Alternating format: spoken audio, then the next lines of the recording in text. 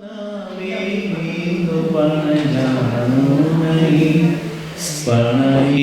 શ્રદ્ધા દિલ મહી કે નાથી સમીકો છે નહીં, જેના સહારે ક્રોડ તરિયા મુક્તિ મુજ નિશ્ચય સહી, એવા પ્રભુ અરિહંતને પંચાંગ ભાવે હું નમું. જે 14મા સ્વપ્નો થકી નિજ માતને હરિખાવેતા, વળી ગર્ભમાહી જ્ઞાનત્રયને ગોપવી અવિધારેતા, ને જન્મતા પહેલા જ 64 ઇન્દ્ર જેને વંદતા, એવા પ્રભુ અરિહંતને પંચાંગ ભાવે હું નમો. મારા પ્રભુ અરિહંતને પંચાંગ ભાવે હું નમો.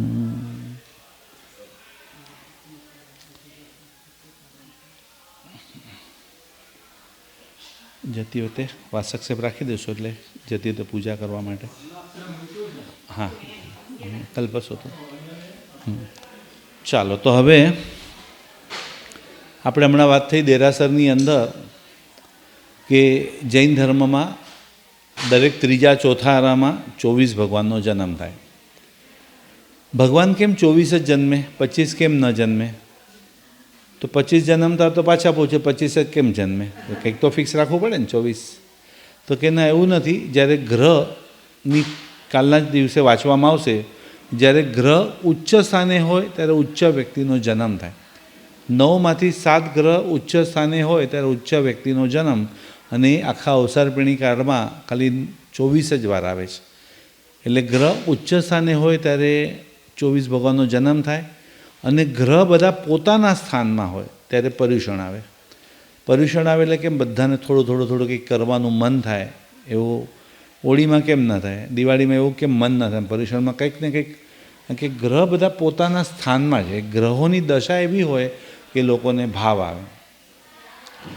હવે ક્રિયા, ભાવ અને પરિવર્તન 3 વસ્તુ છે. ધર્મની અંદર સૌથી પહેલી શરૂઆત ક્રિયાથી થશે. ધર્મની શરૂઆત તો ક્રિયાથી જ થશે. સામાયિક પ્રતિક્રમણ, પૂજા, જાત્રા, દાન, તપ, બધું. કોઈ મેડિટેશન કરે, કોઈ બધા અલગ અલગ રીતના શરૂઆત ક્રિયાથી જ થાય. ક્રિયાનો માત્ર 1% માર્ક છે. ક્રિયા ઓનલી 1%. બરાબર. ક્રિયાને ખાલી ઓફિસે જવા માટે ગાડી એ સાધન છે. ઓફિસે જવા માટે ગાડી એ સાધન છે. ઓફિસ આવે એટલે ગાડી છોડી દેવાની. એમ સ્વભાવ પરિવર્તન માટે ક્રિયા એક સાધન છે. ક્રિયાનો 1% માર્ક છે. ભાવના 9% માર્ક છે. ભાવની અંદર આપણે ગઈકાલે જોયું મૈત્રી, પ્રમોદ, કારુણ્ય અને માધ્યસ્થ. મૈત્રી એટલે બધાને આપણે સમાન ગણવાના. મૈત્રી એટલે બધા સમાન છે ને. આત્મા તો ભગવાનનો હોય કે મહારાજ સાહેબનો હોય કે દેવી દેવતાનો હોય કે પશુ પક્ષીનો હોય, આત્મા બધા સરખા જ છે. આત્મામાં કોઈ ફરક નથી. જે ભેદભાવ છે કર્મના કારણે. પ્રમોદ એટલે કોઈ પણ વ્યક્તિ મારા કરતાં વિશેષ છે તો એને ઓલવેઝ આપણે એપ્રિશિએટ કરવું જ જોઈએ, તો જે ગુણ આપણામાં આવે. કારુણ્ય કોઈ અજ્ઞાની છે, કોઈ દુઃખી છે, તો એના પ્રત્યે મનમાં આપણે કરુણા હોવી જોઈએ કે ભાઈ, અને કરુણા કે ભાઈ એના પ્રત્યે દ્વેષ નહીં કરવાનો. જેમ બકરાની દયા તો બધા કરે, પણ જેને કસાઈની દયા આવે સાચો જૈન કહેવાય કે બિચારો કેવો અજ્ઞાની છે, એને જ્ઞાન પણ નથી શું કરી રહ્યો છે. અને માધ્યસ્થ એટલે શું? તો કે માધ્યસ્થનો અર્થ આપણે આપણા બહુ વિચારોનો આગ્રહ નહીં રાખવાનો. આપણે આપણા વિચારો કહેવાનો, પણ ન સાંભળે તો કે છોડી દેવાનું. બહુ ખેંચવાનું નહીં. પછી ન કેમ સમજે, ન કેમ સાંભળે, છોડી દેવાનું. મૈત્રી ભાવનાથી ક્રોધ ઓછો થાય, પ્રમોદ ભાવનાથી અભિમાન ઓછું થાય, કારુણ્ય ભાવનાથી માયા ઓછી થાય, માધ્યસ્થ ભાવનાથી લોભ ઓછો થાય. 1% ને 9% એટલે ટોટલ 10% માર્ક થયા. બરાબર. એ 9ની અંદર પણ કોઈને 4 માર્ક મળે, કોઈને 5 માર્ક મળે, કોઈને 7 મળે, બધાને 9 તો ન મળે. પણ 90% માર્ક શાના છે? તો કે 90% માર્ક એટલે પરિવર્તન. સામયિક કેટલું કર્યું મહત્વ નથી, ક્ષમતા કેટલી આવી. પૂજા કેટલી કરી મહત્વ નથી, પ્રસન્નતા કેટલી આવી. પ્રતિક્રમણ કેટલા કર્યા મહત્વ નથી, પ્રતિક્રમણ કરવા પડે એવા પાપની માફી માંગવી પડે એવા કામ કેટલા ઓછા, એટલે પાપની વૃત્તિ કેટલી ઓછી થઈ. દાન કોણે કેટલા રૂપિયાનું લખાવ્યું મહત્વ નથી, પૈસાનો મોહ કેટલો ઓછો થયો. તપ કેટલું કર્યું મહત્વ નથી, ખાવાનો મોહ કેટલો ઓછો થયો. એ જે ટ્રાન્સફોર્મેશન ક્રિયા, ભાવ અને પરિવર્તનના 90% છે. બાકી ભગવાન મહાવીર સ્વામીના 14,000 સાધુમાંથી 700 સાધુ જ મોક્ષે ગયા છે. મહાવીર સ્વામીના 14,000માંથી 700, એ 13,300 કેમ ન ગયા? તો કે એ લોકોએ પણ કરવાનું કીધું એ કર્યું, આપણી જેમ કરવાનું કીધું એ બધું કર્યું, પણ જે ન કરવાનું ઓછું કરવું જોઈએ એ ઓછું કર્યું જ નહીં. કરવાનું કીધું બધું કર્યા કરશે, પણ જે નથી કરવાનું, જે ઘટાડવાનું છે, કસાય, રાગ, દ્વેષ, ક્રિયા, ભાવ અને પરિવર્તન. જૈનિઝમની આપણે વિશેષતા શું કીધી કે એવરી ટાઈમ, બેનો અવાજ નહીં કરો ચાલુ ક્લાસમાં, અવાજ વચ્ચે નહીં. તો આપણે શું કીધું કે જૈન ધર્મની વિશેષતા એવરી ટાઈમ નવા 24 ભગવાનનો જન્મ થાય અને આપણને 3/24ના નામ પુસ્તકમાંથી મળે. આપણે ગ્રંથમાંથી 3/24, ગઈ 24, આ 24 અને આવતી 24, જે અહીંયા સીધા જે અતીતકાળમાં થઈ ગયા, જે ભવિષ્યંતી એટલે જે ભવિષ્યમાં થનારા ભગવાન હોય, અને સંપય એટલે અત્યારે જે વર્તમાનમાં જે ભગવાન હોય. ને વંદુ જીર્ણ સવ્યવી સર્વને હું વંદન કરું છું. તો 3/24ના નામ તો છે. 72 જિનાલય ખબર છે બધાને, 72 જિનાલય એટલે ગઈ 24, આ 24 નામ. આ 72 આત્મા ડિફરન્ટ છે. એવું નથી કે એ જ ભગવાન અવતાર તરીકે નીચે આવે, પાછા પાપીનો નાશ કરે, પછી ઉપર. એટલે આપણા ભગવાન નીચેથી ઉપર ગયા છે. આપણા ભગવાન નીચેથી ઉપર ગયા છે, ઉપરથી નીચે નથી આવ્યા. આપણે ઉપરથી આવે છે વાત કરીએ, ઉપરથી એટલે આમ ઉપરથી નથી આવ્યા. ભગવાન એક નોર્મલ આપણા જેવા જ એક વ્યક્તિ છે. એમણે પણ ભૂલ કરી છે તો એ પણ 2 વાર નરકમાં ગયા છે, એ પણ સિંહ તરીકે જન્મ્યા છે. એ જ ભગવાન પછી બતાવનારા જ કોસ્મિક ઓર્ડર ભગવાન પોતાના કેવળ જ્ઞાનમાં દેખાય એટલે વિશ્વ વ્યવસ્થા આપણને ભગવાન બતાવનારા છે. બરાબર છે. એટલે દર વખતે એ ભગવાન જે ખાલી 24 જ થાય ને, ખાલી 24, એના સિવાય કેટલા બધા ગણધરો થાય, એના સિવાય કેટલા બધા કેવળદાની થાય. 1452 ગણધર પણ મોક્ષમાં ગયા. સુધર્મ સ્વામી, પુંડરીક સ્વામી, ગૌતમ સ્વામી વગેરે 1452 ગણધર 24 ભગવાનના એ પણ મોક્ષે ગયા. 5 પાંડવ, રામ, હનુમાન, ચંદનબાળા, મરુદી માતા, બ્રાહ્મી, સુંદરી, એવા કેટલા બધા કેવળદાની પણ મોક્ષે ગયા. પણ દેરાસરમાં તો તીર્થંકર ભગવાનના જ થાય છે. તો તીર્થંકર બનવા યોગ્ય વ્યક્તિ, એમના 14 સ્વપ્ન અને બધું હોય તો આપણે જરાક ફાસ્ટ એનું વર્ણન જોઈ લઈએ. પહેલાં તો ભગવાન બનવા યોગ્ય વ્યક્તિ આપણી સાથે રહેતા હોય. અત્યારે ચલો જૈન જવા દો, ફોરેનર્સ હોય, બિઝનેસમેનમાં હોય, બાયર હોય, ઓફિસનો સ્ટાફનો માણસ હોય, આપણને કંઈ જ ન ખબર પડે કે આ માણસના સ્વભાવ પરથી આ માણસ ભગવાન બનશે, તીર્થંકર બનવા યોગ્ય વ્યક્તિ છે, એની ક્વોલિટી શું હોય. સંકિત આવ્યા પછી કોઈનો સ્વભાવ બદલાય, સ્વાભાવિક છે. સંકિત આવે એટલે એનું આખું સ્વભાવ બદલાઈ જાય. તીર્થંકર નામકર્મ બાંધે પછી એનો સ્વભાવ બદલાઈ જાય, બરાબર. તીર્થંકર થયા પછી પણ સ્વભાવ બદલાય, એ પણ બરાબર છે. પણ પહેલેથી જ જ્યારથી નિગોદમાંથી નીકળે ત્યારથી જ ભગવાનનો આત્મા ડિફરન્ટ જ હોય. નિગોદમાં પણ અલગ હોય, નિગોદમાં પણ બીજા આત્મા કરતાં અલગ હોય. તો ફટાફટ આપણે 10 પહેલાં જોઈ લઈએ એમના લક્ષણ. તીર્થંકર ભગવાનમાં પરોપકારનું વ્યસન હોય. વ્યસન એટલે એડિક્શન. પરાર્થ વ્યસની એટલે આમ રહી ન શકે, પરોપકાર કર્યા વિના રહી ન શકે. બરાબર. પરોપકાર એક શબ્દ તો આમ તો નૌકાર મંત્રમાં પણ આવે છે. શબ્દ નમસ્કાર છે કે નૌકાર છે? શબ્દ તો નમસ્કાર છે, પણ એનું તૂટીને નૌકાર થઈ ગયો. નમસ્કારનું નૌકાર થઈ ગયો એટલે નૌકાર શબ્દનો કોઈ અર્થ નથી પાછો. નમસ્કાર એટલે નમવાનો, પણ હવે 9 કાર છે તો કઈ કાર આપવાની? હવે કોઈ પાસે 1 કાર હોય, કોઈ પાસે 2 કાર, આપણી પાસે તો 9 કાર. કાર તો બધા પાસે અહીંયા હોય, પણ 9 કાર એટલે બ્રાન્ડેડ કાર છે ને. આમ સંસ્કાર, નમસ્કાર, પરોપકાર, સત્કાર, સ્વીકાર, સહકાર, એકાકાર, નિર્વિકાર અને નિરાકાર. કયા છે, એનો અર્થ શું છે એ આપણે પછી જરા ટાઈમ હશે તો લેશું. અત્યારના ભગવાન બનવા યોગ્ય વ્યક્તિમાં પરોપકારનું વ્યસન હોય. સ્વાર્થ એકદમ ગૌણ. સ્વાર્થ એટલે હું પહેલાં આમ ગરમ ગરમ ખાઈ લઉં, પછી પાછી રસ, એમ નહીં. પહેલાં બધાને ખાઈ લેવા તો પછી વધ્યું હશે તો આપણે ખાસ રહી જશો તમે, કંઈ વાંધો નહીં. રહી જવાનો પણ આનંદ આવે. કંઈ વાંધો, ઘણું ખાધું અત્યાર સુધી, શું ફરક પડે. સ્વાર્થ એકદમ ગૌણ, પહેલાં બીજાનું. કોઈ દિવસ આમ વેર લેવાની વૃત્તિ નહીં કે એકવાર મોકો મળો આમ બરોબર આમ પાછળ પડી જાય. વેર એટલે કેવું, આમ અંદર વખત આવે તો બરોબર હેરાન કરે, સંભળાવ્યા કરે, આમ નડ્યા કરે એ વ્યક્તિ, અને આમાં કોઈ દિવસ આમ વેર લેવાની વૃત્તિ ન હોય. સફળ આરંભી એટલે જે કામ કરે એમાં જો સક્સેસ થવાના હોય તો જ કામ ઉપાડે, ને તો ન ઉપાડે. કે આજે સમજો ફેક્ટરી મોટી કરું, 200માંથી 500 વર્કર્સ રાખો તમે, તો 500 વર્કર્સ એટલે આજે તમે 2000 લોકોનું ઘર ચલાવો છો.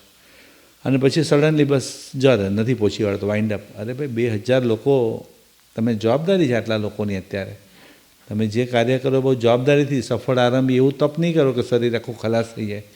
એવા મોટા ચડાવવા નહીં કે પૈસા જ ન ભરી શકે કોઈ વ્યક્તિ, એવી રીતના ન કરે. સફળ આરંભી ગંભીર આશય, એને બોલવામાં ગંભીરતા પણ બહુ હોય. કૃતજ્ઞતા, કોનો કોનો મારા જીવનનો ઉપકાર છે તે હંમેશા યાદ રાખે. કોનો કોનો આપણા જીવનનો ઉપકાર હોય એ ક્યારે ભૂલે નહીં કોઈ દિવસ. દેવગુરુ ધર્મ પર બહુમાન, એ જે ધર્મમાં જન્મ્યા હોય, સિંધી હોય, પંજાબી હોય, મુસ્લિમ, પણ એને એના દેવ અને ગુરુ પર બહુ જ બહુમાન હોય. ભગવાનને માનતા હોય ને પછી વાંધો નહીં, દેવગુરુ પર બહુમાન બહુ હોય એ લોકોને. ન હણાયેલું ચિત્ત એટલે કોઈ પણ પરિસ્થિતિમાં એ અપસેટ ન થાય. કોઈ પણ પરિસ્થિતિમાં એમાં અપસેટ ન થાય. અને દીનતા વગરનું મન, દીન એટલે કોઈ બિચારા, બાપડા, આમ રડતા રહેવું, આવી 10 વસ્તુ જેની અંદર હોય એ વ્યક્તિ ભગવાન બને.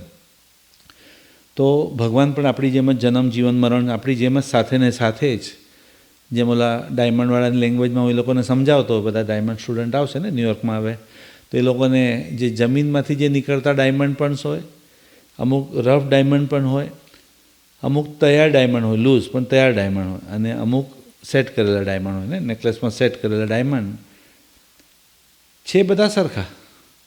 સિદ્ધ ભગવાન છે ને એ સેટ કરેલા ડાયમંડ છે, ફિક્સ, હલવાનું નહીં. સમય શિખર પછી 20 ભગવાન બેસવાનું ને. સ્વામી પાવાપુરીમાં, વાસુપુરી ચંપાપુરીમાં, ઋષભદેવ અષ્ટાપદ અને નેમનાથ ભગવાન ગિરનાર, એમ 24 ભગવાન ફિક્સ સેટ થઈ ગયા છે. હવે મયેલા શિવા, મયેલા મરવા એટલે અચલ, હલવાનું નહીં. સિમંદર સ્વામી વગેરે 20 ભગવાન તૈયાર છે, બધા કર્મ હટી ગયા છે, એકદમ શુદ્ધ ડાયમંડ, એકદમ પ્યોર. પણ આમ લૂઝ ડાયમંડ એટલે આમ ફરતા ડાયમંડ, એટલે આમ વિચરે છે એક ગામથી બીજે ગામ. આપણે બધા તો કે રફ ડાયમંડ છે. રફમાંથી જ નીકળશે ને ભાઈ. રફ છે આમ કચરા જે ફેંકી થોડી દેવાય. એટલે આજુબાજુનો કચરો કટ થશે તો જ પ્યોરેસ્ટ ફોર્મ આવશે ને. એક જણ હોય છે કે ભાઈ આ પથ્થર, તો લોકો કહે છે તારે જોતો તો ફ્રીમાં લઈ જા. અમને પોતાને જેટલો બધો નડે છે ને આ પથ્થર એટલો વિચિત્ર બેડોળ પથ્થર છે, તું લઈ જા ભાઈ, ફ્રીમાં આપું તને, ખાલી તારા ઘર સુધી પહોંચાડવાના પૈસા લઈ જા. માર્બલ આટલો મોટો ટુકડો ફ્રીમાં આપી દીધો, લઈ જાય છે પોતાના ઘરે. 6 મહિના પછી કે આવો ને એકવાર નાસ્તા પાણી કરીએ, દોસ્તી થઈ છે. તો આવે છે, નાસ્તો કરતાં કરતાં આમ ગોત્યા કરે કે આને પણ આ પથ્થર નડતો તો હશે જ, ક્યાં રાખે, અને વેચી નાખે એવો તો નથી ને. એકદમ આ માણસ એવો સાવ ખરાબ નથી કે વેચી નાખે, ગિફ્ટમાં આવેલી વસ્તુ વેચી નાખે એવું. પછી નીચે ગોડાઉનમાં લઈ ગયા, અને એક જે સુંદર સુંદર સુંદર મૂર્તિઓને જોઈ, એનું કલેક્શન, જે એને મૂર્તિ બનાવી હતી એ જોઈને એટલો ખુશ થઈ ગયો. એટલે શું ભગવાન એક એક, અને એમાં જે ઊભા નાગેશ્વર પાર્શ્વનાથ ભગવાન, એને તો આમ જોયા જ કરે એમ લાગે, આમ આબેહૂબ લાગે, હમણાં બોલી પડશે, એટલું બધું સરસ હાવભાવ મોઢા પર. તો કે આ મૂર્તિ તો મને બહુ જ ગમે, એટલી સુંદર મૂર્તિને બધું ખુશ થઈ ગયા. અને પછી ગાડીમાં બેસતા પહેલાં હજી જીવ તો ઓલો પથ્થર ક્યાં ગયો, તો પથ્થર નહીં દેખાયો મને. એટલે આમથી આમ ગોતે. પછી કે હવે શું કરું, એના કરતાં બેટર છે થોડું ફ્રેન્ડલી પૂછી લેવું સારું, ખોટું બહાર રાખવું એના કરતાં ક્લિયર કરી દેવું સારું. તો એલો પથ્થર તમને બહુ નડતો હશે ને, મને તો બહુ નડતો હતો. તો કે નહીં, જરાય નહીં. તો કે તમારા ઘરે દેખાયો તો નહીં પથ્થર, તો કે જે તમને બહુ ગમે ને નાગેશ્વર પાર્શ્વનાથ, એની અંદરથી જ. તો કે પોસિબલ જ નથી, આટલો ઢંગઢળા વિનાનો, ઠેકાણા વિનાનો પથ્થર, અને એની અંદરથી આટલી સુંદર મૂર્તિ બની જ ન શકે ને. આટલા ફાઇન ભગવાન અંદરથી નીકળી જ ન શકે, તો લોકો આપણે કઈ રીતના ભગવાન બનાવાય? આપણે થોડી ભગવાન બનાવી શકીએ. ભગવાન, હું તો ખાલી રાતના સૂતો ને તો મને એમ અવાજ આવ્યા કરે કે ભાઈ મને બહાર કાઢ, મને બહાર કાઢ, મને બહાર કાઢ. મને કોણ અવાજ કરે છે? તો જઈને જોયું તો ઓલા માર્બલની અંદરથી અવાજ આવતો ને એવું મને લાગ્યા કરે. અને મારી પાસે તો કોઈ એવી મોટી મોટી હથોડીઓ તો હોય નહીં, આપણે કારીગર, નાની ટાંકણી, નાની હથોડી, ખાલી ટક ટક કર્યું ને, ખાલી થોડુંક આજુબાજુનું માર્બલ એક્સ્ટ્રા કટ થઈ ગયું, અંદરથી ભગવાન જ. માર્બલની અંદર ભગવાન હતા જ, માર્બલમાં ભગવાન હતા, ખાલી કચરો કટ થયો ને એની અંદરથી ભગવાન પ્રગટ થયા. સેમ ભગવાન પણ એ જ કે આપણા આજુબાજુમાં કર્મનો જે કચરો છે એ આમ કચરો કટ થશે, અંદર રહેલા ભગવાન રફ ડાયમંડ છે, એમાં ફેંકી નહીં દેવાનું, કિંમતી છે, રફ પણ કિંમતી છે. એટલે અને કેટલા બધા ડાયમંડ એવા છે જે નિગોદમાંથી નીકળ્યા જ નથી, હજી નિગોદમાં જ છે, કેટલીક ખીણમાં પડેલા છે હજી. તો આપણું જે પ્રેઝન્ટ છે એ ભગવાનનું પાસ્ટ છે, આપણું જે પ્રેઝન્ટ છે એ જ ભગવાનનું પાસ્ટ છે. આપણા જેવા જ હતા ને ભગવાન, અને ભગવાનનું જે પ્રેઝન્ટ છે આપણું ફ્યુચર છે. ભગવાનનું જે પ્રેઝન્ટ એ આપણું ફ્યુચર ને જ્યાં વસે છે તું મને ત્યાં સ્થાન આપી દે, એમ ક્યારે કહેવાય? ફ્યુચરમાં એની બાજુમાં આવીએ તો પછી કાલે જવાબ આપશું ને આપણે. આગળ જવાબ છે એનો ને, સાધના કરવી નથી બસ વાતો કરવી છે, સાધનોમાં જિંદગી બરબાદ કરવી છે, હોઠે વસ્યો ધર્મ એને હૈયે લાવી દે. ને હોઠે જે બોલવામાં બહુ ધર્મ હોય ઘણાના, હૈયામાં ના હોય. હોઠે વસ્યો ધર્મ એને હૈયે લાવી દે, આજને આજે ભલે તું સ્થાન મારું લે. ભગવાન કે હમણાં જ આપી દો, મારી થોડી મોનોપોલી કે હું જ ભગવાન, તું એ બની જા. સ્વપ્નમાં પણ પાપથી જો તું નહીં ધ્રુજે. આમ સ્વપ્નમાં પણ પાપનો વિચાર અને ડર આવે, એમાંથી આવું કેમ ખરાબ વિચાર આવી ગયો કોઈનો? સ્વપ્નમાં પણ પાપથી જો તું નહીં ધ્રુજે, ધર્મની વાતો પછી ક્યાંથી તને સૂઝે. ના મને માને, તું નહીં આવતો દેરાસરમાં, વાંધો નહીં, ના મને માને પણ મારું જો માને, ના મને માને પણ મારું જો માને તો આજને આજે ભલે તું સ્થાન મારું લે. ફરક છે ને ભગવાનને માનવાનું ને ભગવાનનું માનવાનું. કે જૈનો ભગવાનને બહુ માને, ભગવાનનું ન માને, પણ આમ ભગવાનને એટલું બધું માને ને, પણ પછી બહાર ગયા પછી ભગવાનનું વ્યવહારમાં ન માને તો ના પડે. ભગવાન કે ના મને માને, તું દેરાસરમાં એને ભલે નહીં, પણ ડે ટુ ડે લાઈફમાં ભગવાનનું માને તો આજને આજે ભલે તું સ્થાન મારું લે. જળ જગત ખાતર, જળ એટલે નોન લિવિંગ વસ્તુ માટે તો આટલા ઝઘડા કરે, રાગદ્વેષ કરે, કસાઈ કરે. જળ જગત ખાતર તું જીવને તરછોડે, લિવિંગ વ્યક્તિને દુઃખ પહોંચાડે જળ વસ્તુ માટે. જળ જગત ખાતર તું જો જીવને તરછોડે અને સ્થાન મારું પામવા તું વ્યર્થને દોડે. સમય શિખર જાઓ ને, શંખેશ્વર જાઓ ને, પાલીતાણા જાઓ ને, જળ વસ્તુ માટે જીવને તો દુઃખ પહોંચાડે છે. એટલે પથ્થરમાંથી મૂર્તિ બને જોઈને મન બહુ રાજી થાય, પણ પૂજવાવાળો પથ્થર જેવો જ રહે છે. એટલે જળ જગત ખાતર તું જો જીવને તરછોડે, સ્થાન મારું પામવા તું વ્યર્થને દોડે. દુઃખી જીવોને જોઈને અંતરથી તું રડે. કોઈ પણ દુઃખી દેખાય અને તને એમ થાય કે ચલો આપણું કંઈક દુઃખ એનું દૂર કરીએ, આપણે કંઈક એને હેલ્પફુલ થઈએ, કંઈ પણ રીતના મદદરૂપ થઈએ આપણે, તો આજને આજે ભલે તું સ્થાન મારું લે. ને કાલે જોશું કોણ ગાશે હવે કાલે. ગાવાથી એ કંઈ નહીં થાય ને, કરવું જ પડશે ને, ગાવાથી એ કંઈ લેન્ડ નહીં થાય ને, સારા રાગથી પણ ને અપનાવવું જ પડશે. તો હવે આવતીકાલની જરા આપણે તૈયારીઓ કરી. હવે ભગવાન બનવા યોગ્ય વ્યક્તિ, રાઈટ, ભગવાન બનવા યોગ્ય વ્યક્તિની વાત કરી. સમકિત આવ્યા પછી બધા ભગવાનના ભાવની ગણતરી સ્ટાર્ટ થાય. બરાબર. સમકિત એટલે રાઈટ ફેથ, સમકિત એટલે પૂર્ણ શ્રદ્ધા, સમકિત એટલે જે વસ્તુ જેવી છે તેવી માનવાની.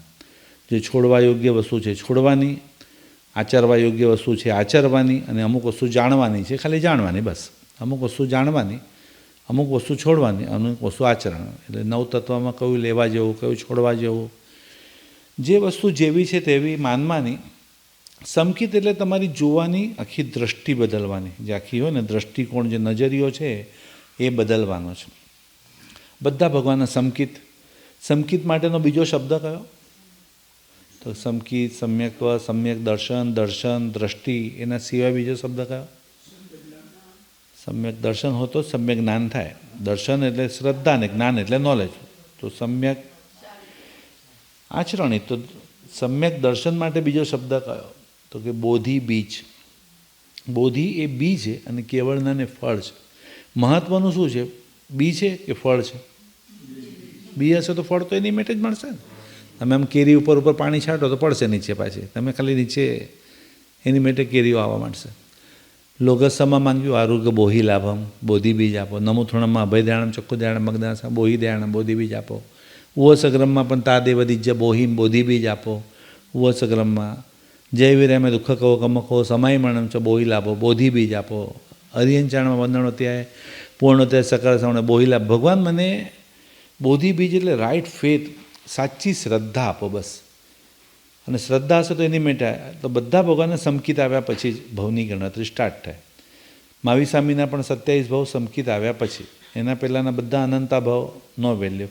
એ સમકિત પછી પણ ભગવાનના મુખ્ય 27 વાક્ય, મેઇન જે 27 ભાવ છે ને, 50 ઓવરમાંથી પણ હાઇલાઇટ્સમાં મેઇન ઓવર જ બતાવે ને. આમ મેઇન ઓવર હોય એ બતાવે, આમાં કંઈક થયું હતું તો બતાવે. આમાં પણ જે ભાવમાં કંઈક લોખંડનો રસ નાખી દીધો, કે નરકમાં ગયા, કે સિંહ તરીકે જન્મ્યા, કે દીક્ષા છોડી, કે એ જે સારું ખરાબ કામ, એ બધા મેઇન ભાવ એમાં બતાવવામાં આવે છે. સમકિત પછી મહાવીર સ્વામીના 27 ભાવ. થર્ડ લાસ્ટ ભાવમાં ડિસાઇડ થાય, ત્રીજા ભાવ પહેલાં ડિસાઇડ થાય કે આ વ્યક્તિ ભગવાન બનશે. તીર્થંકર નામકર્મ 3 ભાવ પહેલાં બંધાય. પછી તીર્થંકર નામકર્મ એટલે છે ને, એમાં બધી શ્રેષ્ઠ વસ્તુ મળે ને, બધી જ વસ્તુ ભગવાનને બધું શ્રેષ્ઠ જ મળે, બધી ઉત્તમ વસ્તુ જ મળે. સેકન્ડ લાસ્ટ ભાવ હંમેશા ભગવાનનો દેવલોકમાં છે. આ 24 ભગવાન કાં તો દેવલોક હોય કાં તો નરક હોય ભગવાન, અને લાસ્ટ ભાવમાં એ ભગવાન બને.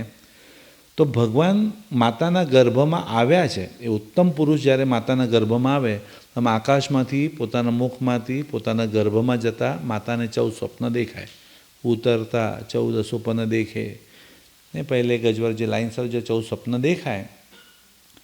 તો હવે એ જે માતાના ગર્ભ વગેરેમાં આવે છે, એમાં હવે કાલના દિવસમાં જે ચડાવા બોલાશે ને બધું જે થશે, કયું કર્મ ઓછું હોય તો લક્ષ્મી મળે, કયું કર્મ ઓછું હોય તો મળે પૈસો, કે શક્તિ પ્રમાણે વાપરવાનું, કે હોય તો એટલે શક્તિ છે એમાંથી વાપરવાનું, કે બધું બરોબર થશે પછી જ વાપરવાનું? બધું બરોબર, તો કે જેટલું છે એમાંથી વાપરવાનું. કોણે કીધું કે ભાઈ એણે લાખ વાપર્યા, મારે 1000 જ છે તો 1000? ભગવાન થોડી કહી શક્તિ પામે. ઇન્ડિયામાં પણ એક જણાને મેં પૂછેલું, મેં તમારી પાસે આમ ઇન્ડિયાનો મેપ છે તમારી પાસે? તો કે ના, હું લેવાનો જ હતો, પણ પછી નક્કી કર્યું કાશ્મીર આ બાજુ જાય કે એ બાજુ જાય, પેલો ફાઇનલ થાય પછી લઉં. એટલે શું થાય, બધું બરોબર થાય, બધું થઈ રહ્યું બરોબર, તો કંઈક ને કંઈક તો ગડબડ થવાની જ ને. એટલે બધું બરોબર, એટલે બધા પોતપોતાની શક્તિ પ્રમાણે થોડું કરશે, બધા જેની જે શક્તિ હશે એ પ્રમાણે જ એનું ગણાશે.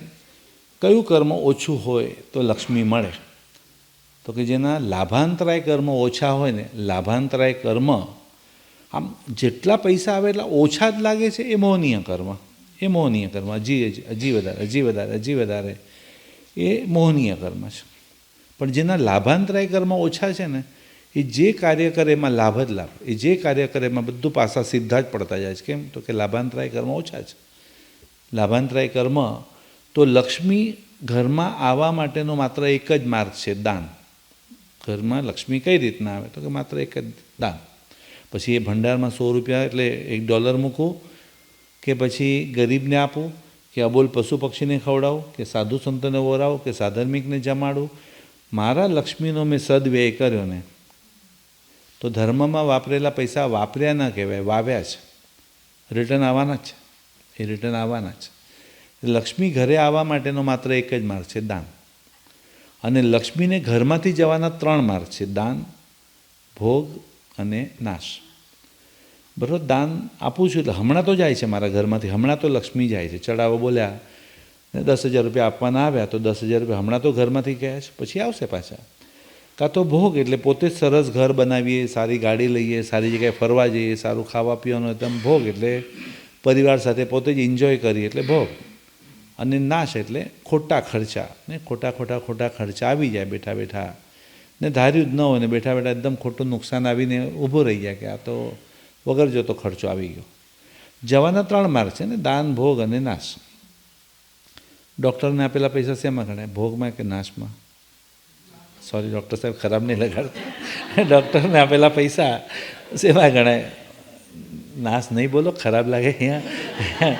તો કે જે હોય મરજીથી તો નથી આપતા, મરજીથી ન જવું પડે.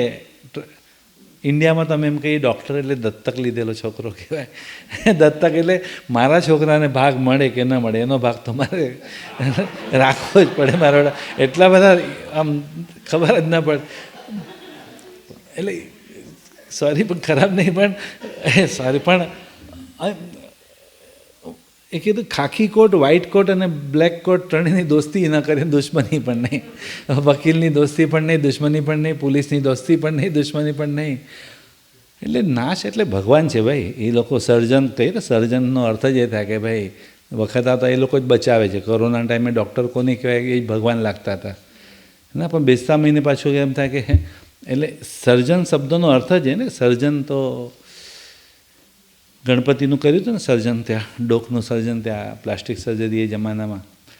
તો જવાના તો 3 માર્ગ છે, દાન, ભોગ અને નાશ. આવવા માટેનો માત્ર એક જ માર્ગ છે, દાન. શેઠ હોય છે, રાતના સ્વપ્નમાં લક્ષ્મીદેવીએ દર્શન આપ્યા કે 7 દિવસ બસ, આજથી 7 દિવસ પછી હું ઘર છોડીને જઈશ, તમારા ઘરમાંથી નહીં ટકો. તો કે તમને મેં દીકરીની જેમ સાચવીને રાખીશ. તો કે સાચવી જ રાખીને, તકલીફ એ છે તમે ભલે ખોટા માર્ગે ન વાપરી પણ સારા માર્ગે પણ નહીં વાપરી ને, ખોટા કામમાં નહીં પણ તમે સારા માર્ગે વાપરવી તો જોઈએ. લક્ષ્મી ફરતી હોવી છે ને. તમે 7 દિવસ પછી પત્નીને ઉઠીને સવારના વાત કરી, રાતના લક્ષ્મીદેવીએ દર્શન આપ્યા છે, 7 દિવસ પછી ઘર છોડીને જવાની છે. તો એની પત્ની કે હવે જો કોઈ આપણા ઘરે કામ કરતું હોય, એને રહેવું હોય તો પ્રેમથી રહે, પણ જો એને નથી જ રહેવું અને નુકસાન કરતો પછી જા, તો પછી તકલીફ હોય તો પછી જા, તો એને આપણે અનુકૂળતા કરી, અમે નથી જ રહેવું તો આપણે એને અનુકૂળતા કરી આપીએ. એટલે શું કર્યું, ગામના માણસોને કીધું મારા ઘરમાંથી જેને જે જોતું હોય એ લઈ જાઓ, અમે 7 દિવસ પછી તો જવાનું જ છે. એક એક વસ્તુ જેને જેને જોતું હતું બધું લઈ ગયા, ખાલી ઠોકેલા ખિલ્લા રહી ગયા, બાકી બધું કાઢીને બધું પકાડી બધું ગયા. પહેલો માણસ જે મળે એને ઘર આપીને નીકળવાની તૈયારી. ને પતિ પત્ની 2 જ એકલા હતા. જે પહેલો મળે ને રાતના લક્ષ્મીદેવીએ દર્શન આપ્યા, શેઠ તમે આ શું કર્યું? તો કે તમને જવાની અનુકૂળતા કરી આપીને. અરે અનુકૂળતા પણ તમે દાન કેમ આપ્યું? પણ હવે હું તમારા, કારણ કે લક્ષ્મીનો નિયમ છે, માગે ત્યાંથી ભાગે અને ત્યાગે એની આગે. જે ત્યાગે એની આગે. આમ આપણે લક્ષ્મીની પાછળ નહીં, લક્ષ્મી આપણી પાછળ પડવી જોઈએ. એટલું પુણ્ય પ્રબળ હોવું જોઈએ કે લક્ષ્મી જાણે આપણી પાછળ પડી હોય ને. તો કે તમે દાન કેમ આપ્યું? હવે હું તો પેલા શેઠ કે હું ભરોસો કંઈ જ ના કરું. હમણાં પાછું કે મારે રહેવું છે, થોડા દિવસ પછી પાછી નાટક કરે હવે મારે જવું, તો મારે થોડી કઈ રીતના. આપણે તો ભાઈ પતિ પત્ની નીકળી ગયા, જે પહેલો માણસ મળે ને ઘર. હવે ચિંતા બધી લક્ષ્મીદેવીને કે આનું પુણ્ય એટલું પ્રબળ છે અને આ લક્ષ્મી લેવા તૈયાર નથી. અને પહેલાં કે શેઠ શેઠાણી ગામની બારે, કિલ્લાનો દરવાજો બંધ થઈ ગયો છે એટલે ગામની બારે ઝાડ નીચે સૂતા છે. અંદર ગામની અંદર રાજાનું મરણ થયું, વારસદાર કોઈ હતું નહીં. રાજા કોને બનાવવાનો? તો હાથીના સૂંઢમાં કળશ રાખે, એ જેના પર કળશ નાખે એ રાજા. એ પાણી પોટ ભરીને પાણી જેના પર નાખે એ રાજા.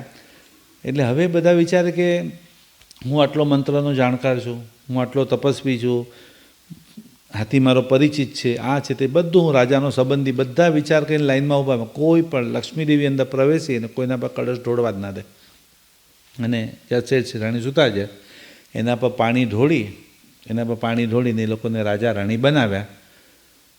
એટલે બધા મંત્રી વિચાર માંડવા, વાણીઓ તલવાર ઉપાડી ન શકે અને એને રાજા બનાવ્યો છે, ખબર નહીં હવે શું કરવાનું. ઠીક છે અઠવાડિયું રહેવા દે, પછી આને હટાવીને આપણે બેસી જઈશું આરામથી.